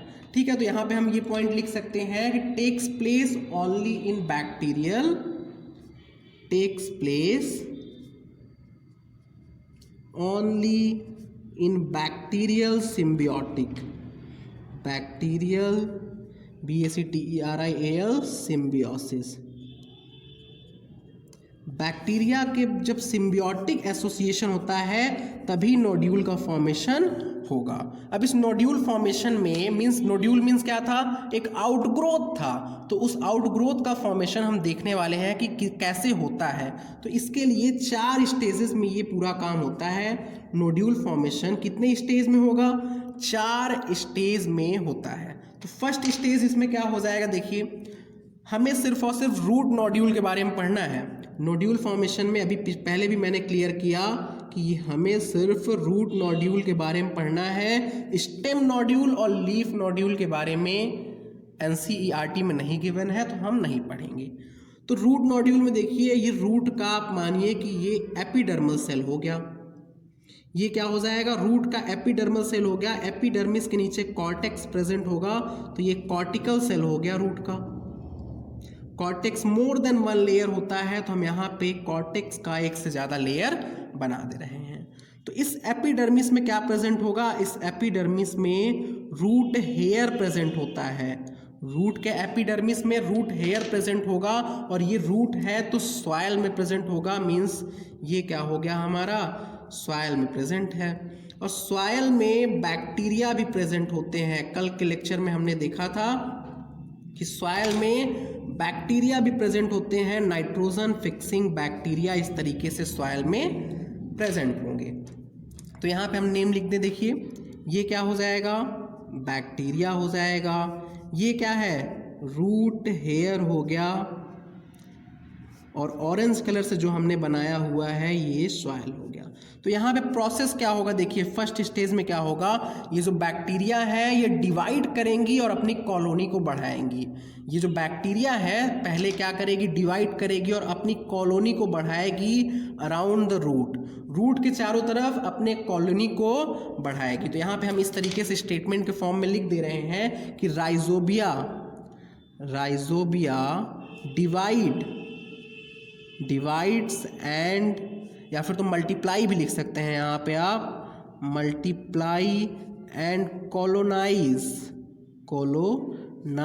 अराउंड किसके चारों तरफ, रूट के चारों तरफ राइजोबिया क्या करेगा, डिवाइड करेगा, मीन्स मल्टीप्लाई करेगा और वहाँ पे अपने कॉलोनी को बढ़ा लेगा। जब यहाँ पे उसकी कॉलोनी बढ़ जाएगी तो उस टाइम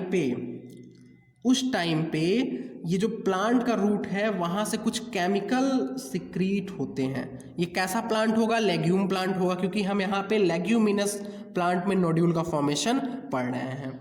तो लेग्यूम प्लांट है तो लेग्यूम प्लांट कुछ केमिकल रिलीज करता है, जैसे कि हम लिखें तो लेग्यूम रिलीजेस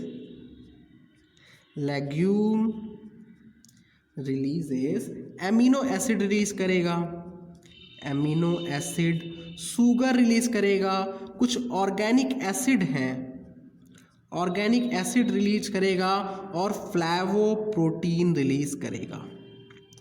फ्लैवोप्रोटीन या फिर इसी को फ्लैवोनॉइड्स भी बोलते हैं।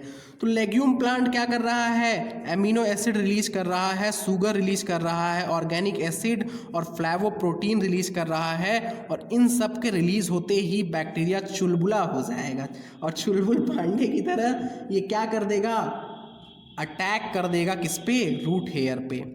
इन सब ये जो केमिकल रिलीज हुआ है या फिर तो जो कंपाउंड रिलीज हुआ है, इसकी वजह से बैक्टीरिया गेट अटैच्ड टू, या फिर तो हम यहाँ लिख दें it get attached to root hair and epidermal cell. ये जो रूट हेयर है और एपिडर्मल सेल से जाके अटैच हो जाएगा, attach to root hair and epidermal cell. Root hair और एपिडर्मल सेल से जाकर के अटैच हो जाता है, रूट हेयर और एपिडर्मल सेल से जाकर के अटैच हो जाता है। तो यहाँ पे जो बैक्टीरिया का अट्रैक्शन है वो कैसा हुआ, बैक्टीरिया का अट्रैक्शन कीमोटैक्टिक हुआ, means with the help of chemical हुआ। तो हम यहाँ पे लिख सकते हैं कि अट्रैक्शन इज कीमोटैक्टिक। अट्रैक्शन कैसा होगा, कीमोटैक्टिक होगा, means with the help of chemicals होगा। तो यहाँ पे ये देखिए क्या लिखा है, legume releases amino acid, sugar, organic acid, flavoprotein. यहाँ पे कंप्लीट कर लीजिए, टू अट्रैक्ट बैक्टीरिया, बैक्टीरिया को अट्रैक्ट करने के लिए प्लांट इतने सारे केमिकल्स का रिलीज कर रहा है। ये नोट पॉइंट में लिख लीजिए, ठीक है। तो इसके बाद अब सेकंड पॉइंट होगा, बैक्टीरिया क्या हो गया है, अटैच हो गया है एपिडर्मल सेल से और रूट हेयर से। फर्स्ट स्टेज में क्या हुआ, बैक्टीरिया पहले डिवाइड हुआ, मल्टीप्लाई किया और अपनी कॉलोनी बनाया, और कॉलोनी बनाने के बाद अटैच हो गया किससे, रूट हेयर और एपिडर्मल सेल से। तो इसके बाद देखिए सेकंड स्टेज क्या होगा इसमें, स्टेज टू में क्या होगा, देखिए पहले तो वही सेल्स बना लिया जाए। ये हो गया हमारा प्लांट का एपिडर्मल सेल, रूट का एपिडर्मल सेल, देन कॉर्टेक्स हो गया, और कॉर्टेक्स का मोर देन वन लेयर। इसके अंदर पे क्या होगा, पेरीसाइकिल होगा। तो ये इतना हो गया। देखिए जब ये अब बैक्टीरिया क्या करेगा, सेकेंड स्टेज में बैक्टीरिया अटैक कर देगा। पहले तो वो अटैच हुआ, देखिए बैक्टीरिया अटैच हुआ रूट हेयर और एपिडर्मल सेल से, उसके बाद बैक्टीरिया अटैक कर देगा किस पे, रूट हेयर पे बैक्टीरिया अटैक कर देगा। तो यहाँ पे हम लिख दें बैक्टीरिया अटैक, या फिर तो इसे ही हम क्या बोल सकते हैं, invades root hair, attack root hair. Bacteria क्या कर देगा, रूट हेयर पे अटैक कर देगा। देखिए आगे बनाते हैं डायग्राम को, ये है रूट हेयर, और अटैक करने की वजह से ये जो रूट हेयर है ये हल्का सा कर्ल हो जाएगा। अटैक करने की वजह से जब सक्सेसफुली इन्फेक्शन हो जाएगा, अटैक कर रहा है मीन्स इसको हम क्या बोलेंगे, इन्फेक्शन बोलेंगे। और जब सक्सेसफुल इन्फेक्शन हो जाएगा तो उस टाइम पे ये जो रूट हेयर है वो ऐसे कर्ल कर जाएगा, और इसके अराउंड पे इस तरीके से बैक्टीरिया लगे होंगे, ठीक है। रूट हेयर क्या कर गया, कर्ल कर गया, और ये हुक का फॉर्मेशन कर दिया। ये जो हल्का सा मुड़ा हुआ स्ट्रक्चर है इसे हुक बोलते हैं, एनसीईआरटी में लिखा हुआ है, डायग्राम एनसीईआरटी का देखिए। तो हुक का फॉर्मेशन हो गया, बैक्टीरिया ने क्या किया, अटैक किया, इन्वेड किया रूट हेयर पे, हुक का फॉर्मेशन हो गया। तो इसके बाद हम लिख देते हैं कि हुक का फॉर्मेशन हो गया, means on successful infection of the root hair on SUCCESS successful infection of root hair, it curled। कैसा हो गया, कर्लिंग इसमें आ गई, हल्की सी कर्ल हो गया, मीन्स हुक का फॉर्मेशन यहाँ पे हो गया। सेकंड स्टेज में इतना हुआ।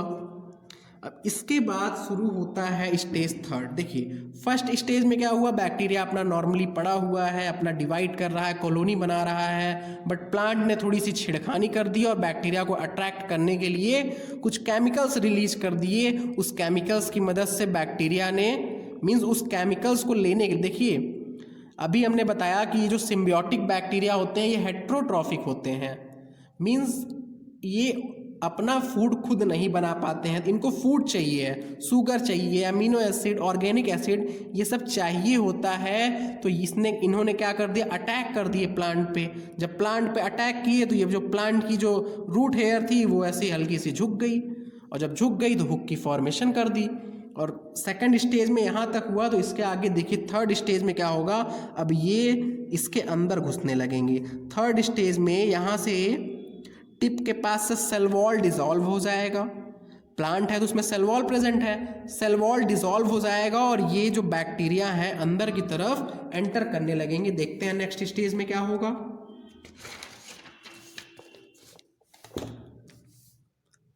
स्टेज नंबर थर्ड,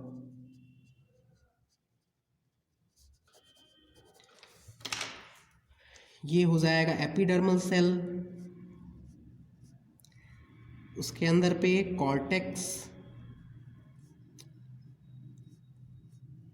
ठीक है, एपिडर्मल सेल, कॉर्टेक्स, ये सब सेल्स हो गई। और ये क्या हुआ, हमारा प्लांट का रूट हेयर, हमारा रूट हेयर नहीं, प्लांट का रूट हेयर हुआ ये। और अब बैक्टीरिया क्या कर देगा, यहाँ से इन्फेक्ट कर देगा और अंदर तक चला जाएगा बैक्टीरिया एक थ्रेड के फॉर्म में। इसी को हम क्या बोलते हैं, इन्फेक्शन थ्रेड बोलते हैं। ये क्या हो गया, इन्फेक्शन थ्रेड का फॉर्मेशन हो गया। ये क्या है, इन्फेक्शन थ्रेड है कंटेनिंग बैक्टीरिया। यहाँ पे लिख देते हैं, ये क्या हो जाएगा, इसके बाहर भी और बैक्टीरिया प्रेजेंट होंगे।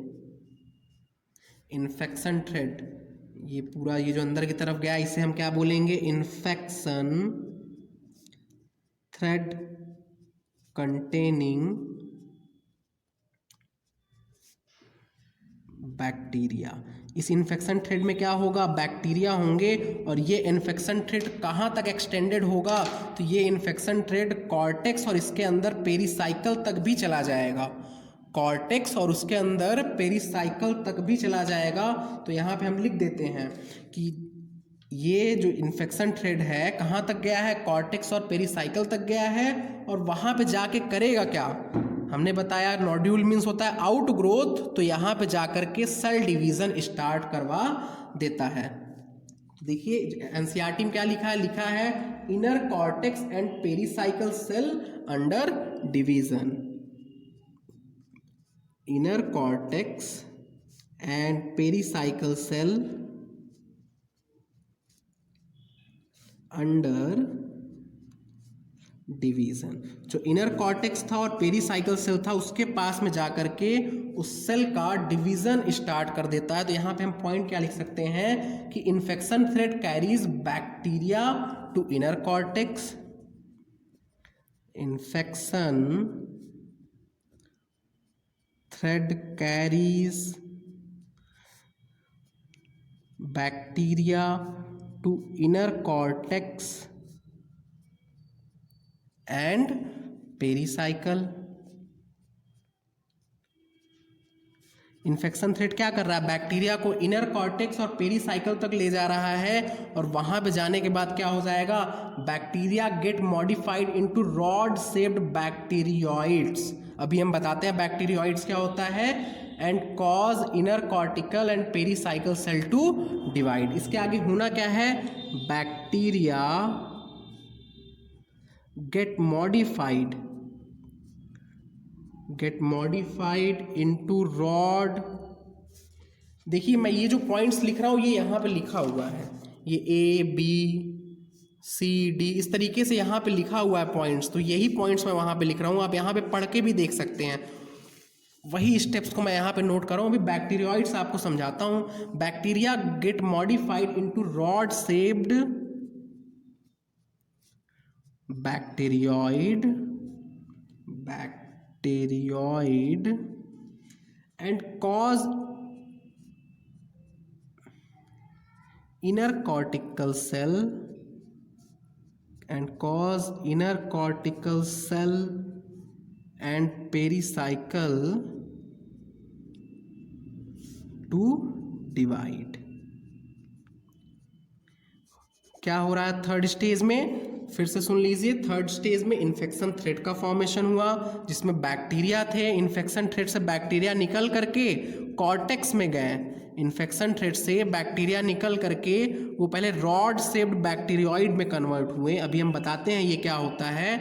और उसके बाद ये इनर कॉर्टिकल सेल और पेरीसाइकिल में गए और वहाँ पे इन दोनों सेल का डिवीज़न स्टार्ट करवा दिए। ठीक है, तो यहाँ से एक नोट पॉइंट हो जाए मेरी तरफ से जो कि NCERT में नहीं दिया है। और ये एक पहले तो क्वेश्चन कि कॉर्टेक्स मीन्स ये जो कॉर्टिकल सेल है और जो पेरीसाइकिल सेल है ये दोनों ही परमानेंट टिश्यू होते हैं। मीन्स ये कभी डिवाइड नहीं करते हैं, ये दोनों परमानेंट टिश्यू होते हैं। आइए देखिए लिखते हैं, कॉर्टिकल सेल एंड पेरीसाइकिल कैसे होते हैं? परमानेंट टिश्यू होते हैं। मीन्स इसमें डिवीज़न नहीं होता है, फिर भी यहाँ पे डिवीज़न स्टार्ट हो गया, do not divide. Permanent tissue मतलब क्या हो जाएगा? Do not divide. डिवाइड नहीं करते हैं फिर भी यहाँ पे डिवीज़न स्टार्ट हो रहा है, ऐसा क्यों? तो हेंस डिवीज़न से पहले इनका एक प्रोसेस होता है। डिवाइड तो करते नहीं हैं, तो डिवाइड करने के लिए ये दोनों का डी डिफ्रेंसिएशन होता है। Hence cortical cell and pericycle, ये जो कॉर्टिकल सेल है और पेरीसाइकिल है, हमने बताया कि ये सब डिवाइड करेंगे। एनसीईआरटी ने इतना ही लिखा हुआ है कि ये जो कॉर्टिकल सेल है और पेरीसाइकिल है ये डिवीज़न स्टार्ट हो जाएगा यहाँ पे। पर डिवीज़न स्टार्ट कैसे होगा? ये जो कॉर्टिकल सेल है और पेरीसाइकिल है दोनों ही परमानेंट टिश्यू होते हैं, दोनों ही परमानेंट टिश्यू होते हैं और परमानेंट टिश्यू में सेल डिवीज़न नहीं होता है। तो पहले सेल डिवीज़न के लिए इन्हें डी डिफ्रेंशिएट होना होगा, डी डिफ्रेंशिएट होंगे। ये डी डिफ्रेंशिएट का मतलब क्या होता है, क्या आपको पता है? डी डिफ्रेंशिएट मतलब है ये परमानेंट से कन्वर्ट हो जाएंगे, परमानेंट से कन्वर्ट हो जाएंगे सेकेंडरी, प्राइमरी परमानेंट से कन्वर्ट हो जाएंगे सेकेंडरी मेरिस्टेम में। डी डिफ्रेंशिएशन का क्या मतलब है कि ये प्राइमरी परमानेंट से कन्वर्ट हो जाएंगे सेकेंडरी मेरिस्टेम में। देखिए परमानेंट से पहले इनको कन्वर्ट होना होगा मेरिस्टेम में, उसके बाद ही इसमें सेल डिवीज़न स्टार्ट होगा। ठीक है, ये पॉइंट समझ में आ रहा है कि सेल डिवीज़न कब स्टार्ट होगा? जब ये परमानेंट से कन्वर्ट हो जाएंगे मेरिस्टेम में। और डी डिफ्रेंशिएशन के लिए देखिए रिक्वायरमेंट क्या होगी? For D differentiation, for D differentiation, D differentiation के लिए क्या रिक्वायर होगी? तो प्लांट ग्रोथ रेगुलेटर की रिक्वायरमेंट होती है। पीजीआर रिक्वायर्ड, और पीजीआर में कौन सा पीजीआर? तो ऑक्सिन चाहिए होता है प्लस साइटोकाइनिन चाहिए होता है। यहाँ पे डी डिफ्रेंशिएशन के लिए ऑक्सिन और साइटोकाइनिन चाहिए होता है। मैंने बताया कि कॉर्टिकल सेल और पेरीसाइकिल तो कभी डिवाइड नहीं करते हैं, परमानेंट टिश्यू हैं, फिर भी डिवीज़न होगा। तो कैसे होगा? पहले ये डी डिफ्रेंशिएट होंगे, पहले ये डी डिफ्रेंशिएट होंगे, मीन्स परमानेंट से पहले कन्वर्ट होंगे मेरिस्टेम में। और ये कन्वर्जन के लिए क्या रिक्वायर्ड होगा? तो PGR means plant growth regulator required होगा। ऑक्सिन और साइटोकाइनिन यहाँ पे रिक्वायर्ड होते हैं। ऑक्सिन क्या करेगा? ऑक्सिन सेल इलॉन्गेशन करता है, ऑक्सिन सेल इलॉन्गेशन करेगा। और साइटोकाइनिन आपको पता है कि सेल डिवीज़न करेगा। साइटोकाइनिन क्या करेगा? इसका सेल डिवीज़न करेगा। ये दोनों चाहिए होते हैं किस प्रोसेस के लिए? तो ये दोनों चाहिए हैं डी डिफ्रेंशिएशन प्रोसेस के लिए। और एक पॉइंट और यहाँ पे कि ये जो ऑक्सिन है, ये जो ऑक्सिन है ये रूट के थ्रू प्रोवाइड होता है, और ये जो साइटोकाइनिन है ये बैक्टीरिया के थ्रू प्रोवाइड होता है। और ये इंपॉर्टेंट लाइन है, ये जो ऑक्सिन है provided by root, provided by root, ये ऑक्सिन कौन प्रोवाइड कर रहा है? रूट प्रोवाइड कर रहा है। और ये जो साइटोकाइनिन है ये प्रोवाइडेड बाय बैक्टीरिया। कौन प्रोवाइड कर रहा है साइटोकाइनिन? साइटोकाइनिन को बैक्टीरिया प्रोवाइड कर रहा है। ठीक है, ये नोट पॉइंट में एक मैंने एक्स्ट्रा बताया कि इनका डिवीज़न कैसे होगा। एनसीईआरटी ने तो लिख दिया है कि डिवीज़न करेंगे इन्फेक्शन थ्रेड जब कॉर्टेक्स तक पहुंचेगा, पर डिवीज़न स्टार्ट कैसे होता है ये पॉइंट मैंने एक्स्ट्रा यहाँ पे एक्सप्लेन किया। तो इसके बाद स्टार्ट होता है स्टेज नंबर 4, यहीं पे हम बना देते हैं। देखिए स्टेज नंबर 4, और स्टेज नंबर 4 में क्या होगा कि मैच्योर नोड्यूल का फॉर्मेशन हो जाएगा। नोड्यूल मीन्स क्या होता है? Nodule means outgrowth. तो उसी आउटग्रोथ को मैं आप दिखा रहा हूँ, इस तरीके से एक मैच्योर नोड्यूल का फॉर्मेशन हो जाएगा। तो यहाँ पर लिख देते हैं कि मैच्योर नोड्यूल का फॉर्मेशन हो जाएगा। ठीक है, लास्ट स्टेप में मैच्योर नोड्यूल का फॉर्मेशन हो गया। और यहाँ पे स्टेटमेंट में एक पॉइंट लिख दें कि मैच्योर नोड्यूल स्टेबलाइजेस। देखिए इसी नोड्यूल सेल को अभी मैं दिखाऊंगा, तो वहाँ पे मैं बैक्टीरियोइड समझाऊंगा। और ये जो नोड्यूल सेल होते हैं, इनमें न्यूट्रिएंट का एक्सचेंज कैसे होता है, उसी पॉइंट को मैं यहाँ पे लिख रहा हूँ कि मैच्योर नोड्यूल जो होते हैं वो डायरेक्ट वैस्कुलर कंडक्शन बनाते हैं। किससे? रूट से, जिसके थ्रू एक्सचेंज ऑफ न्यूट्रिएंट होता है। ये एनसीईआरटी में पॉइंट लिखा हुआ है कि मैच्योर नोड्यूल स्टेबलाइजेस अ direct vascular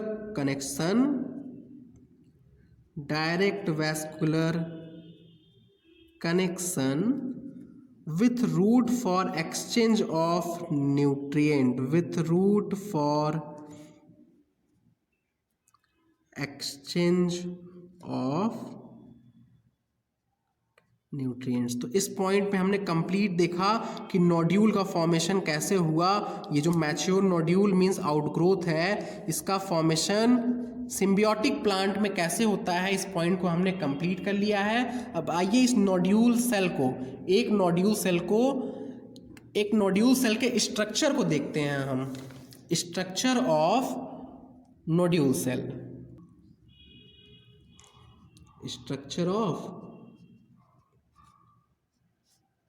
root nodule cell, क्योंकि रूट की यहाँ पे बात हो रही है। रूट नोड्यूल सेल, देखिए ये जो रूट नोड्यूल सेल होते हैं, अगर आप जो अभी हमने मैच्योर नोड्यूल बनाया था, अगर आप उसको कट कीजिए, अगर आप उस नोड्यूल को कट करेंगे तो आपको एक रेड कलर का या फिर तो पिंक कलर का सेल दिखेगा। आप कट कीजिए तो वो पिंक और रेड कलर का दिखेगा। ऐसा क्यों होता है अभी मैं एक्सप्लेन कर देता हूँ। देखिए जब आप उसे कट करेंगे उस सेल को, तो वो पिंक या फिर तो रेड कलर का दिखता है पिगमेंट की वजह से, जिसे हम बोलते हैं लेग हीमोग्लोबिन। HB लिख दे रहा हूँ, HB मीन्स हीमोग्लोबिन हो गया। तो लेग हीमोग्लोबिन प्रेजेंट होता है, जिसकी वजह से क्या कलर आएगा? रेड ऑब्लिक पिंक कलर आएगा। आप नोड्यूल को अगर कट करके देखें, अगर आप नोड्यूल को कट करके देखेंगे तो वो रेड या फिर तो पिंक कलर का आएगा। और ये नोड्यूल का एक सेल है। तो इस सेल में होता क्या है कि ये जो हमारा बैक्टीरिया था, मीन्स ये जो राइजोबियम बैक्टीरिया था, ये 3-3, 4-4 बैक्टीरिया के फॉर्म में ऐसे क्या होगा, एक पेरी बैक्टीरियल मेम्ब्रेन से सराउंड हो जाता है। ये क्या राइजोबियम बैक्टीरिया जो है, ये 3-3, 4-4 बैक्टीरिया इस तरीके से क्या होंगे, पेरी बैक्टीरियल मेम्ब्रेन से सराउंड होते हैं। और इसी को हम लोग बैक्टीरियोइड बोलते हैं। और एनसीईआरटी में लिखा है रॉड शेप्ड बैक्टीरियोइड। मैं दिखाता हूँ आपको एनसीईआरटी में, ये देखिए रॉड शेप्ड बैक्टीरियोइड्स। ठीक है, तो यही है बैक्टीरियोइड्स, रॉड शेप्ड। ये देखिए रॉड शेप्ड है और इसी को हम क्या बोलते हैं, बैक्टीरियोइड्स बोलते हैं। ये क्या हो जाएगा,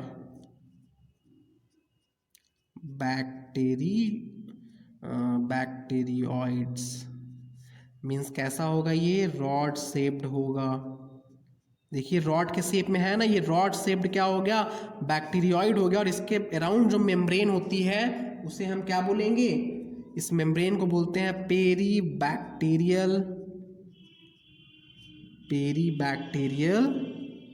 मेम्ब्रेन। ठीक है, इस मेम्ब्रेन को हम पेरी बैक्टीरियल मेम्ब्रेन बोलते हैं। इसके बाद नेक्स्ट टॉपिक, हमने नोड्यूल फॉर्मेशन को कंप्लीट कर लिया है। नेक्स्ट टॉपिक है mechanism of biological nitrogen fixation, और ये लास्ट टॉपिक होगा नाइट्रोजन फिक्सेशन का। देखिए mechanism of biological nitrogen fixation, आप पूरा लिख लीजिए BNF का बायोलॉजिकल नाइट्रोजन फिक्सेशन का मैकेनिज्म अब हम यहाँ से पढ़ने जा रहे हैं और ये लास्ट टॉपिक होगा। तो इसमें मैकेनिज्म में क्या होता है, पहले रिएक्शन को हम लिखते हैं कि ये जो N2 होता है ये 8 इलेक्ट्रॉन प्लस 8 प्रोटॉन, और ये जो रिएक्शन लिख रहा हूँ ये रिएक्शन नीट 2020 में आया हुआ है। देखिए N2 प्लस 8 इलेक्ट्रॉन 8 प्रोटॉन और 16 ATP के प्रेजेंस में एंजाइम नाइट्रोजिनेज के प्रेजेंस में ये कन्वर्ट हो जाते हैं। देखिए N2 से ये कन्वर्ट हो जाएगा 2 टाइम्स ऑफ NH3 में, प्लस H2 मॉलिक्यूल का फॉर्मेशन होता है। ये जो 16 ATP है इससे 16 ADP प्लस 16 इनऑर्गेनिक फॉस्फोरस का फॉर्मेशन होता है। यही है mechanism of biological nitrogen fixation, यही रिएक्शन होता है नोड्यूल के अंदर। और ये रिएक्शन करवाता कौन है, तो ये रिएक्शन ये जो राइजोबियम बैक्टीरिया है वो करवाता है, और उसी में ये नाइट्रोजिनेज एंजाइम प्रेजेंट होता है। देखिए इस रिएक्शन के लिए इम्पॉर्टेंट क्या है, ये एंजाइम इम्पॉर्टेंट है, और ये एंजाइम सिर्फ और सिर्फ प्रोकैरियोट में प्रेजेंट होता है, राइजोबियम में प्रेजेंट है। तो इसीलिए इस नोड्यूल का इतना झमेला करना पड़ा, नोड्यूल का फॉर्मेशन हुआ, उसके बाद ये नाइट्रोजिनेज एंजाइम ने अपनी एक्टिविटी की और NH3 का फॉर्मेशन किया। अब देखिए यहाँ पे हो क्या रहा है, राइजोबियम क्या कर रहा है, प्लांट को NH3 दे रहा है, और प्लांट क्या कर रहा है, राइजोबियम को फूड एंड रहने के लिए स्पेस प्रोवाइड कर रहा है। ठीक है, तो यहाँ पे हम क्या लिख सकते हैं, देखिए कि ये जो NH3 है क्या होगा, ये फर्स्ट स्टेबल कंपाउंड होगा बायोलॉजिकल नाइट्रोजन फिक्सेशन का। यहाँ हम क्या लिख सकते हैं, first stable product of biological nitrogen fixation. Biological nitrogen fixation का ये फर्स्ट स्टेबल प्रोडक्ट होगा। और यहाँ पे एक पॉइंट आप नोट कीजिए कि 2 NH3 के प्रोडक्शन के लिए 16 ATP रिक्वायर हो रहा है यहाँ पे। तो हम क्या लिख सकते हैं कि biological nitrogen fixation requires very high input of energy, requires very high input of energy. Biological nitrogen fixation requires very high input of energy means आप देख रहे हैं कि 8 ATP का रिक्वायर हो रहा है एक NH3 के प्रोडक्शन के लिए, और 16 ATP का रिक्वायरमेंट है 2 NH3 के प्रोडक्शन के लिए। ठीक है, 8 ATP प्रोडक्शन के लिए एक NH3 के प्रोडक्शन के लिए 8 ATP और 2 NH3 के प्रोडक्शन के लिए 16 ATP इस रिएक्शन के लिए रिक्वायर होगा। ठीक है, इतना पॉइंट आपको समझ में आ रहा है। यही जो मैकेनिज्म है इसे देखिए NCERT में कैसे एक्सप्लेन किया है। NCERT में लिखा भी है पहले ये रिएक्शन, उसके बाद यहाँ पे देखिए ये नाइट्रोजिनेज एंजाइम है, इस एंजाइम पे N2 आके पहले अटैच हुआ।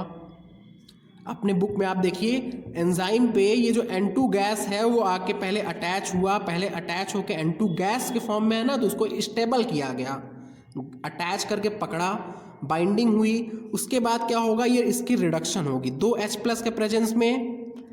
यहाँ N2 में ट्रिपल बॉन्ड है, N2 में ट्रिपल बॉन्ड है, तो एक बॉन्ड यहाँ से ब्रेक होगा और एक हाइड्रोजन जुड़ जाएगा। अपने NCERT में देखिए ज़्यादा क्लियर दिखेगा।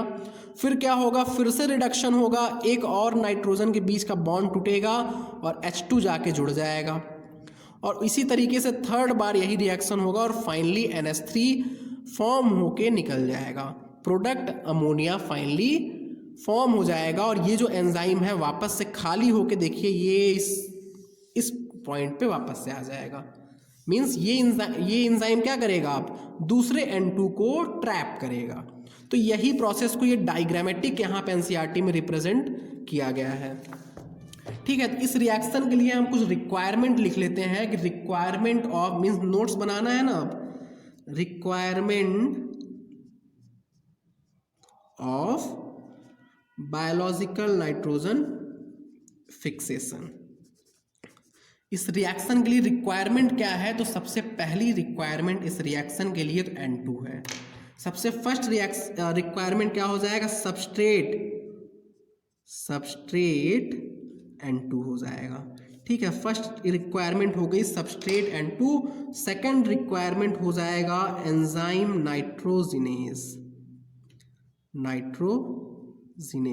नाइट्रोजिनेज एंजाइम का भी रिक्वायरमेंट होगा। देखिए ये जो N2 है इसको प्लांट और एनिमल डायरेक्टली यूज नहीं कर सकते हैं, तो अब ये N2 को डायरेक्टली यूज कौन करेगा? प्रोकैरियोट करेगा, और उसी प्रोकैरियोट में ये नाइट्रोजिनेज एंजाइम भी प्रेजेंट होगा। तो ये दोनों इसकी रिक्वायरमेंट हो गई। आइए इस पॉइंट को थोड़ा एक्सप्लेन करते हैं। सेकंड पे क्या है? Enzyme nitrogenase.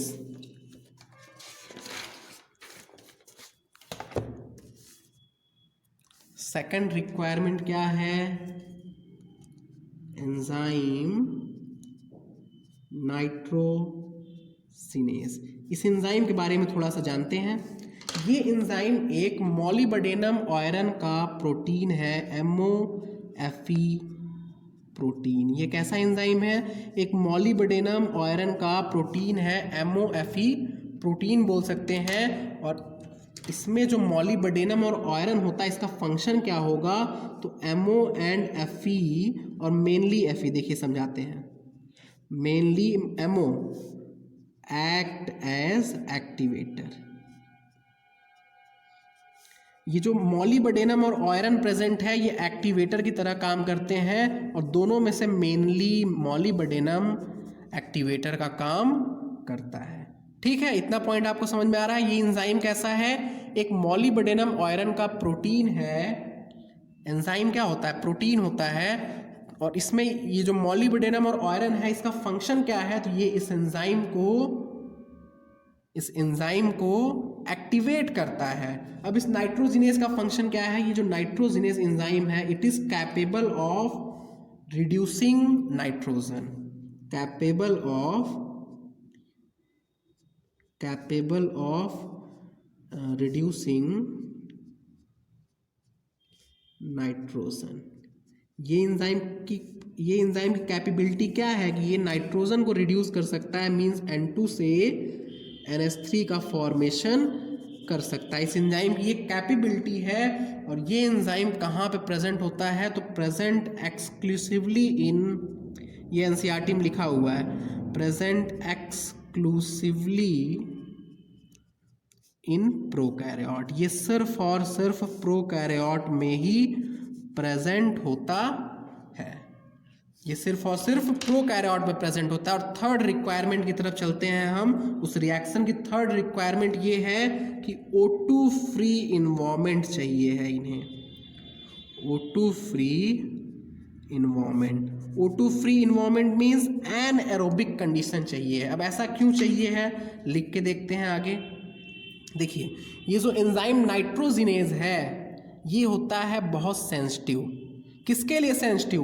ऑक्सीजन के लिए बहुत सेंसिटिव है। ऑक्सीजन के प्रेजेंस में ये एंजाइम वर्क नहीं करता है। हमने साइनोबैक्टीरिया में देखा कि हेट्रोसिस्ट में सेल बहुत बड़ा, सेल की थिकनेस बहुत ज़्यादा थी। सेल में जो सेल वॉल था पेप्टिडोग्लाइकेन, उसकी थिकनेस बहुत ज़्यादा थी, जिसके वजह से उसमें ऑक्सीजन एंटर नहीं कर पा रहा था। बट यहाँ प्लांट के केस में क्या होगा? आगे देखते हैं। देखिए enzyme nitrogenase is very sensitive, या फिर तो हाईली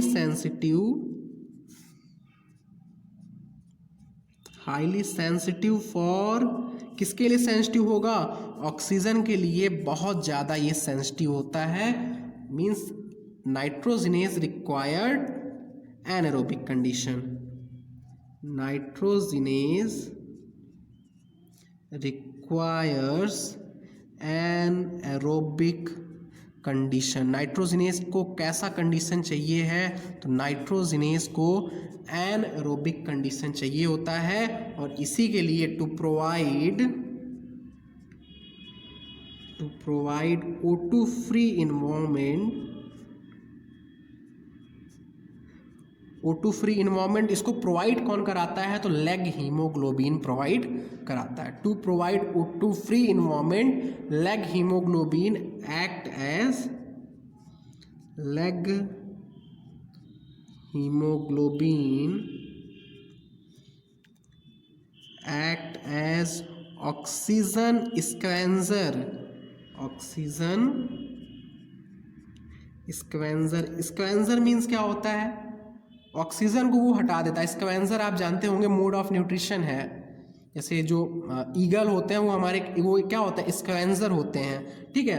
तो ये leg haemoglobin act as oxygen scavenger, और ये प्रेजेंट किस में होता है? To provide O2 free environment leg haemoglobin, bracket में से लिख लीजिए, to provide O2 free environment leg haemoglobin present in nodule. Leg haemoglobin कहाँ प्रेजेंट होगा? नोड्यूल में प्रेजेंट होगा। और लेग हीमोग्लोबिन कैसा एक्ट करता है? तो एक्ट एज ऑक्सीजन स्क्वेंजर की तरह ये एक्ट करता है। आइए लेग हीमोग्लोबिन के बारे में थोड़ा और इंफॉर्मेशन लेते हैं।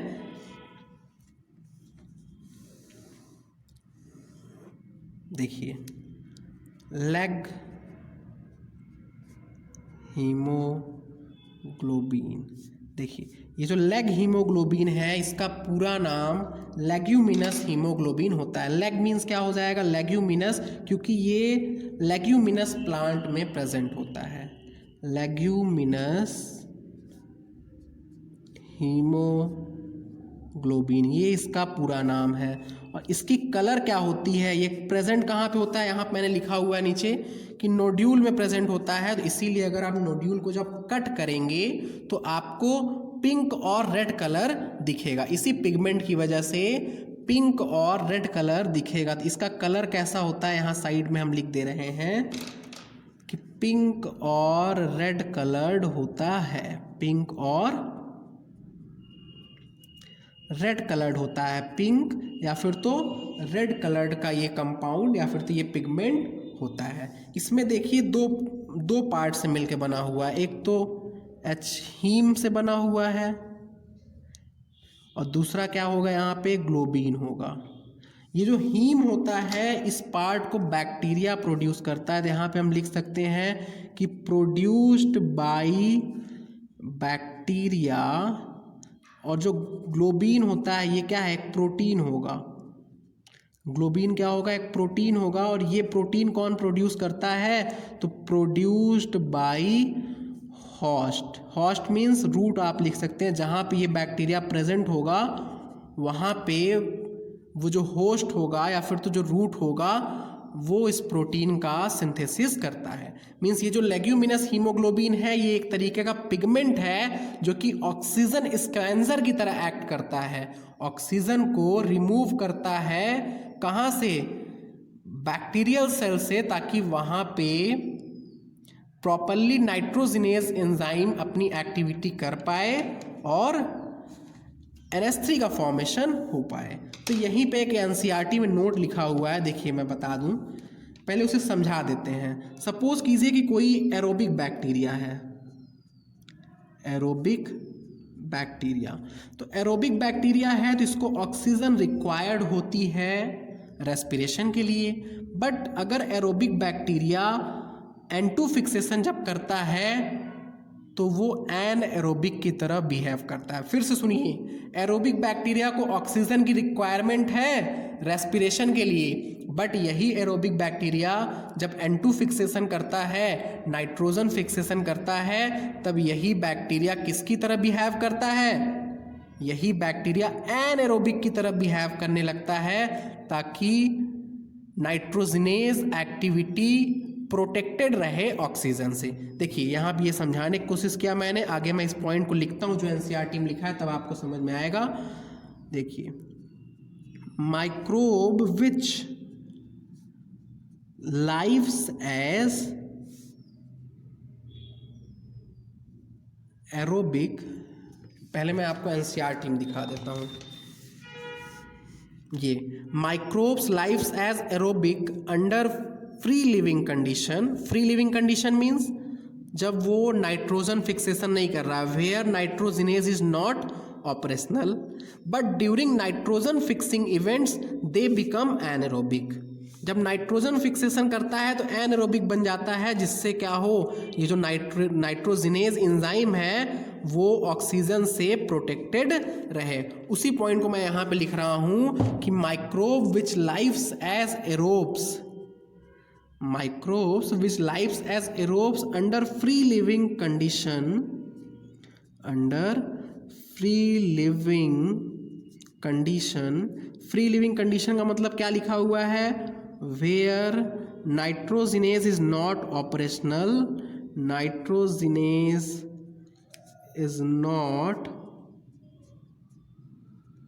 operational, but during nitrogen fixing event, but during nitrogen fixing event they become anaerobic, anaerobic बन जाते हैं जब नाइट्रोजन फिक्सेशन करना होता है, thus protecting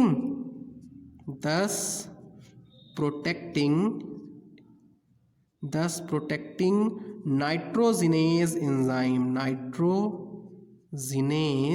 enzyme। ऐसा क्यों करते हैं, ताकि वो नाइट्रोजिनेज एंजाइम को प्रोटेक्ट कर सके। तो यहाँ से कंक्लूजन क्या निकल के आ रहा है, कंक्लूजन ये निकल के आ रहा है कि जितने भी एरोबिक N2 फिक्सर्स हैं, एरोबिक N2 फिक्सर्स जितने भी हैं वो सब असल में एरोबिक नहीं है, फैकल्टेटिव TATIV फैकल्टेटिव एनएरोबिक होते हैं। ये जो एरोबिक N2 फिक्सर्स हैं इज एक्चुअली, देखिए पूरा लिख देता हूँ, aerobic N2 fixers is actually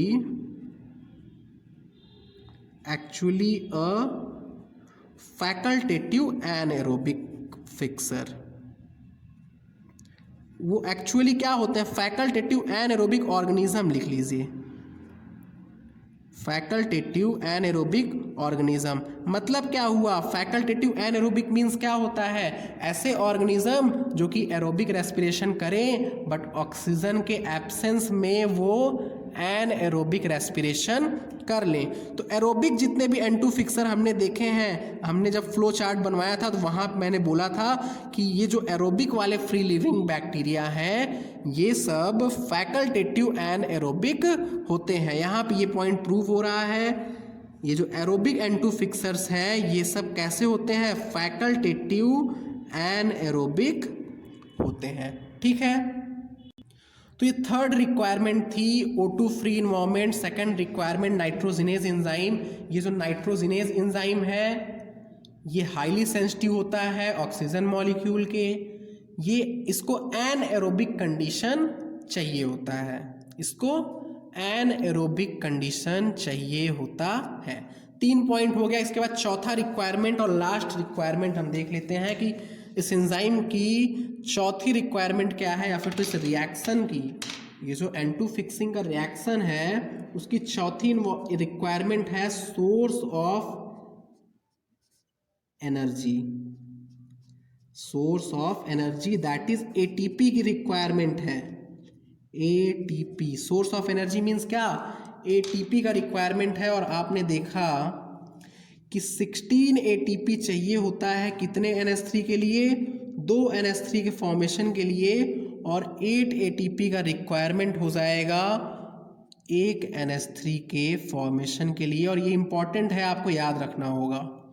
16 ATP 2 NH3 और 8 ATP से 1 NH3 का फॉर्मेशन होगा। तो ये जो ATP है ये आता कहाँ से है, सोर्स ऑफ एनर्जी क्या होगा, क्या ये ATP बैक्टीरिया से आता है या फिर तो ये ATP प्लांट से आता है, किससे आता है। तो ये ATP देखिए, अब सोर्स ऑफ एनर्जी हम दो ऑर्गेनिज्म, 2 बैक्टीरिया के लिए देख लेते हैं। For free living N2 fixers के लिए, फ्री लिविंग N2 फिक्सर अगर वो फ्री लिविंग है मीन्स सिम्बियोटिक एसोसिएशन में नहीं है तो वो अपना ATP यूज़ करेगा। बट अगर वो सिम्बियोटिक एसोसिएशन में है, for symbiotic N2 fixer, for symbiotic N2 fixer, अगर वो सिम्बियोटिक N2 फिक्सर है मीन्स सिम्बियोटिक एसोसिएशन में N2 का फिक्सेशन कर रहा है, उस केस में ATP कहाँ से आएगा? रूट से आएगा। रूट जब रेस्पिरेशन करेगा तो वहाँ से ATP आएगा। तो for free living N2 fixer के लिए क्या हो जाएगा? Prokaryote itself, prokaryote itself is a source of ATP, is a source of ATP, but अगर वो सिम्बियोटिक N2 फिक्सेशन कर रहा है तो ATP obtained by respiration of host, respiration of, ये पेन भी गया, रेस्पिरेशन ऑफ होस्ट, और हमने होस्ट में क्या पढ़ा है? रूट पढ़ा है, स्टेम नोड्यूल, लीफ नोड्यूल नहीं पढ़ा है।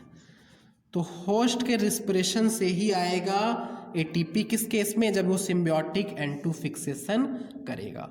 तो ये 4 रिक्वायरमेंट थी उस रिएक्शन की, और ये N2 फिक्सेशन अब जा कर के कंप्लीट हुआ है। नाइट्रोजन फिक्सेशन टॉपिक कंप्लीट हुआ है। आप एक बार इसे अच्छे से नोट कीजिए, और नोट करने के बाद एक बार पढ़िए तो आपको अच्छे से समझ में आ जाएगा। NCERT की बुक को एक बार रीड कीजिए तो सारे पॉइंट्स आपको अच्छे से समझ में आ जाएंगे। तो नेक्स्ट लेक्चर में बाकी के 4 टॉपिक देखेंगे, वो बहुत छोटे छोटे हैं, 2-2 मिनट के हैं, मतलब 5-5 मिनट के हैं। तो आधे घंटे का एक लेक्चर और होगा, उसके बाद ये चैप्टर खत्म हो जाएगा। Okay, bye bye.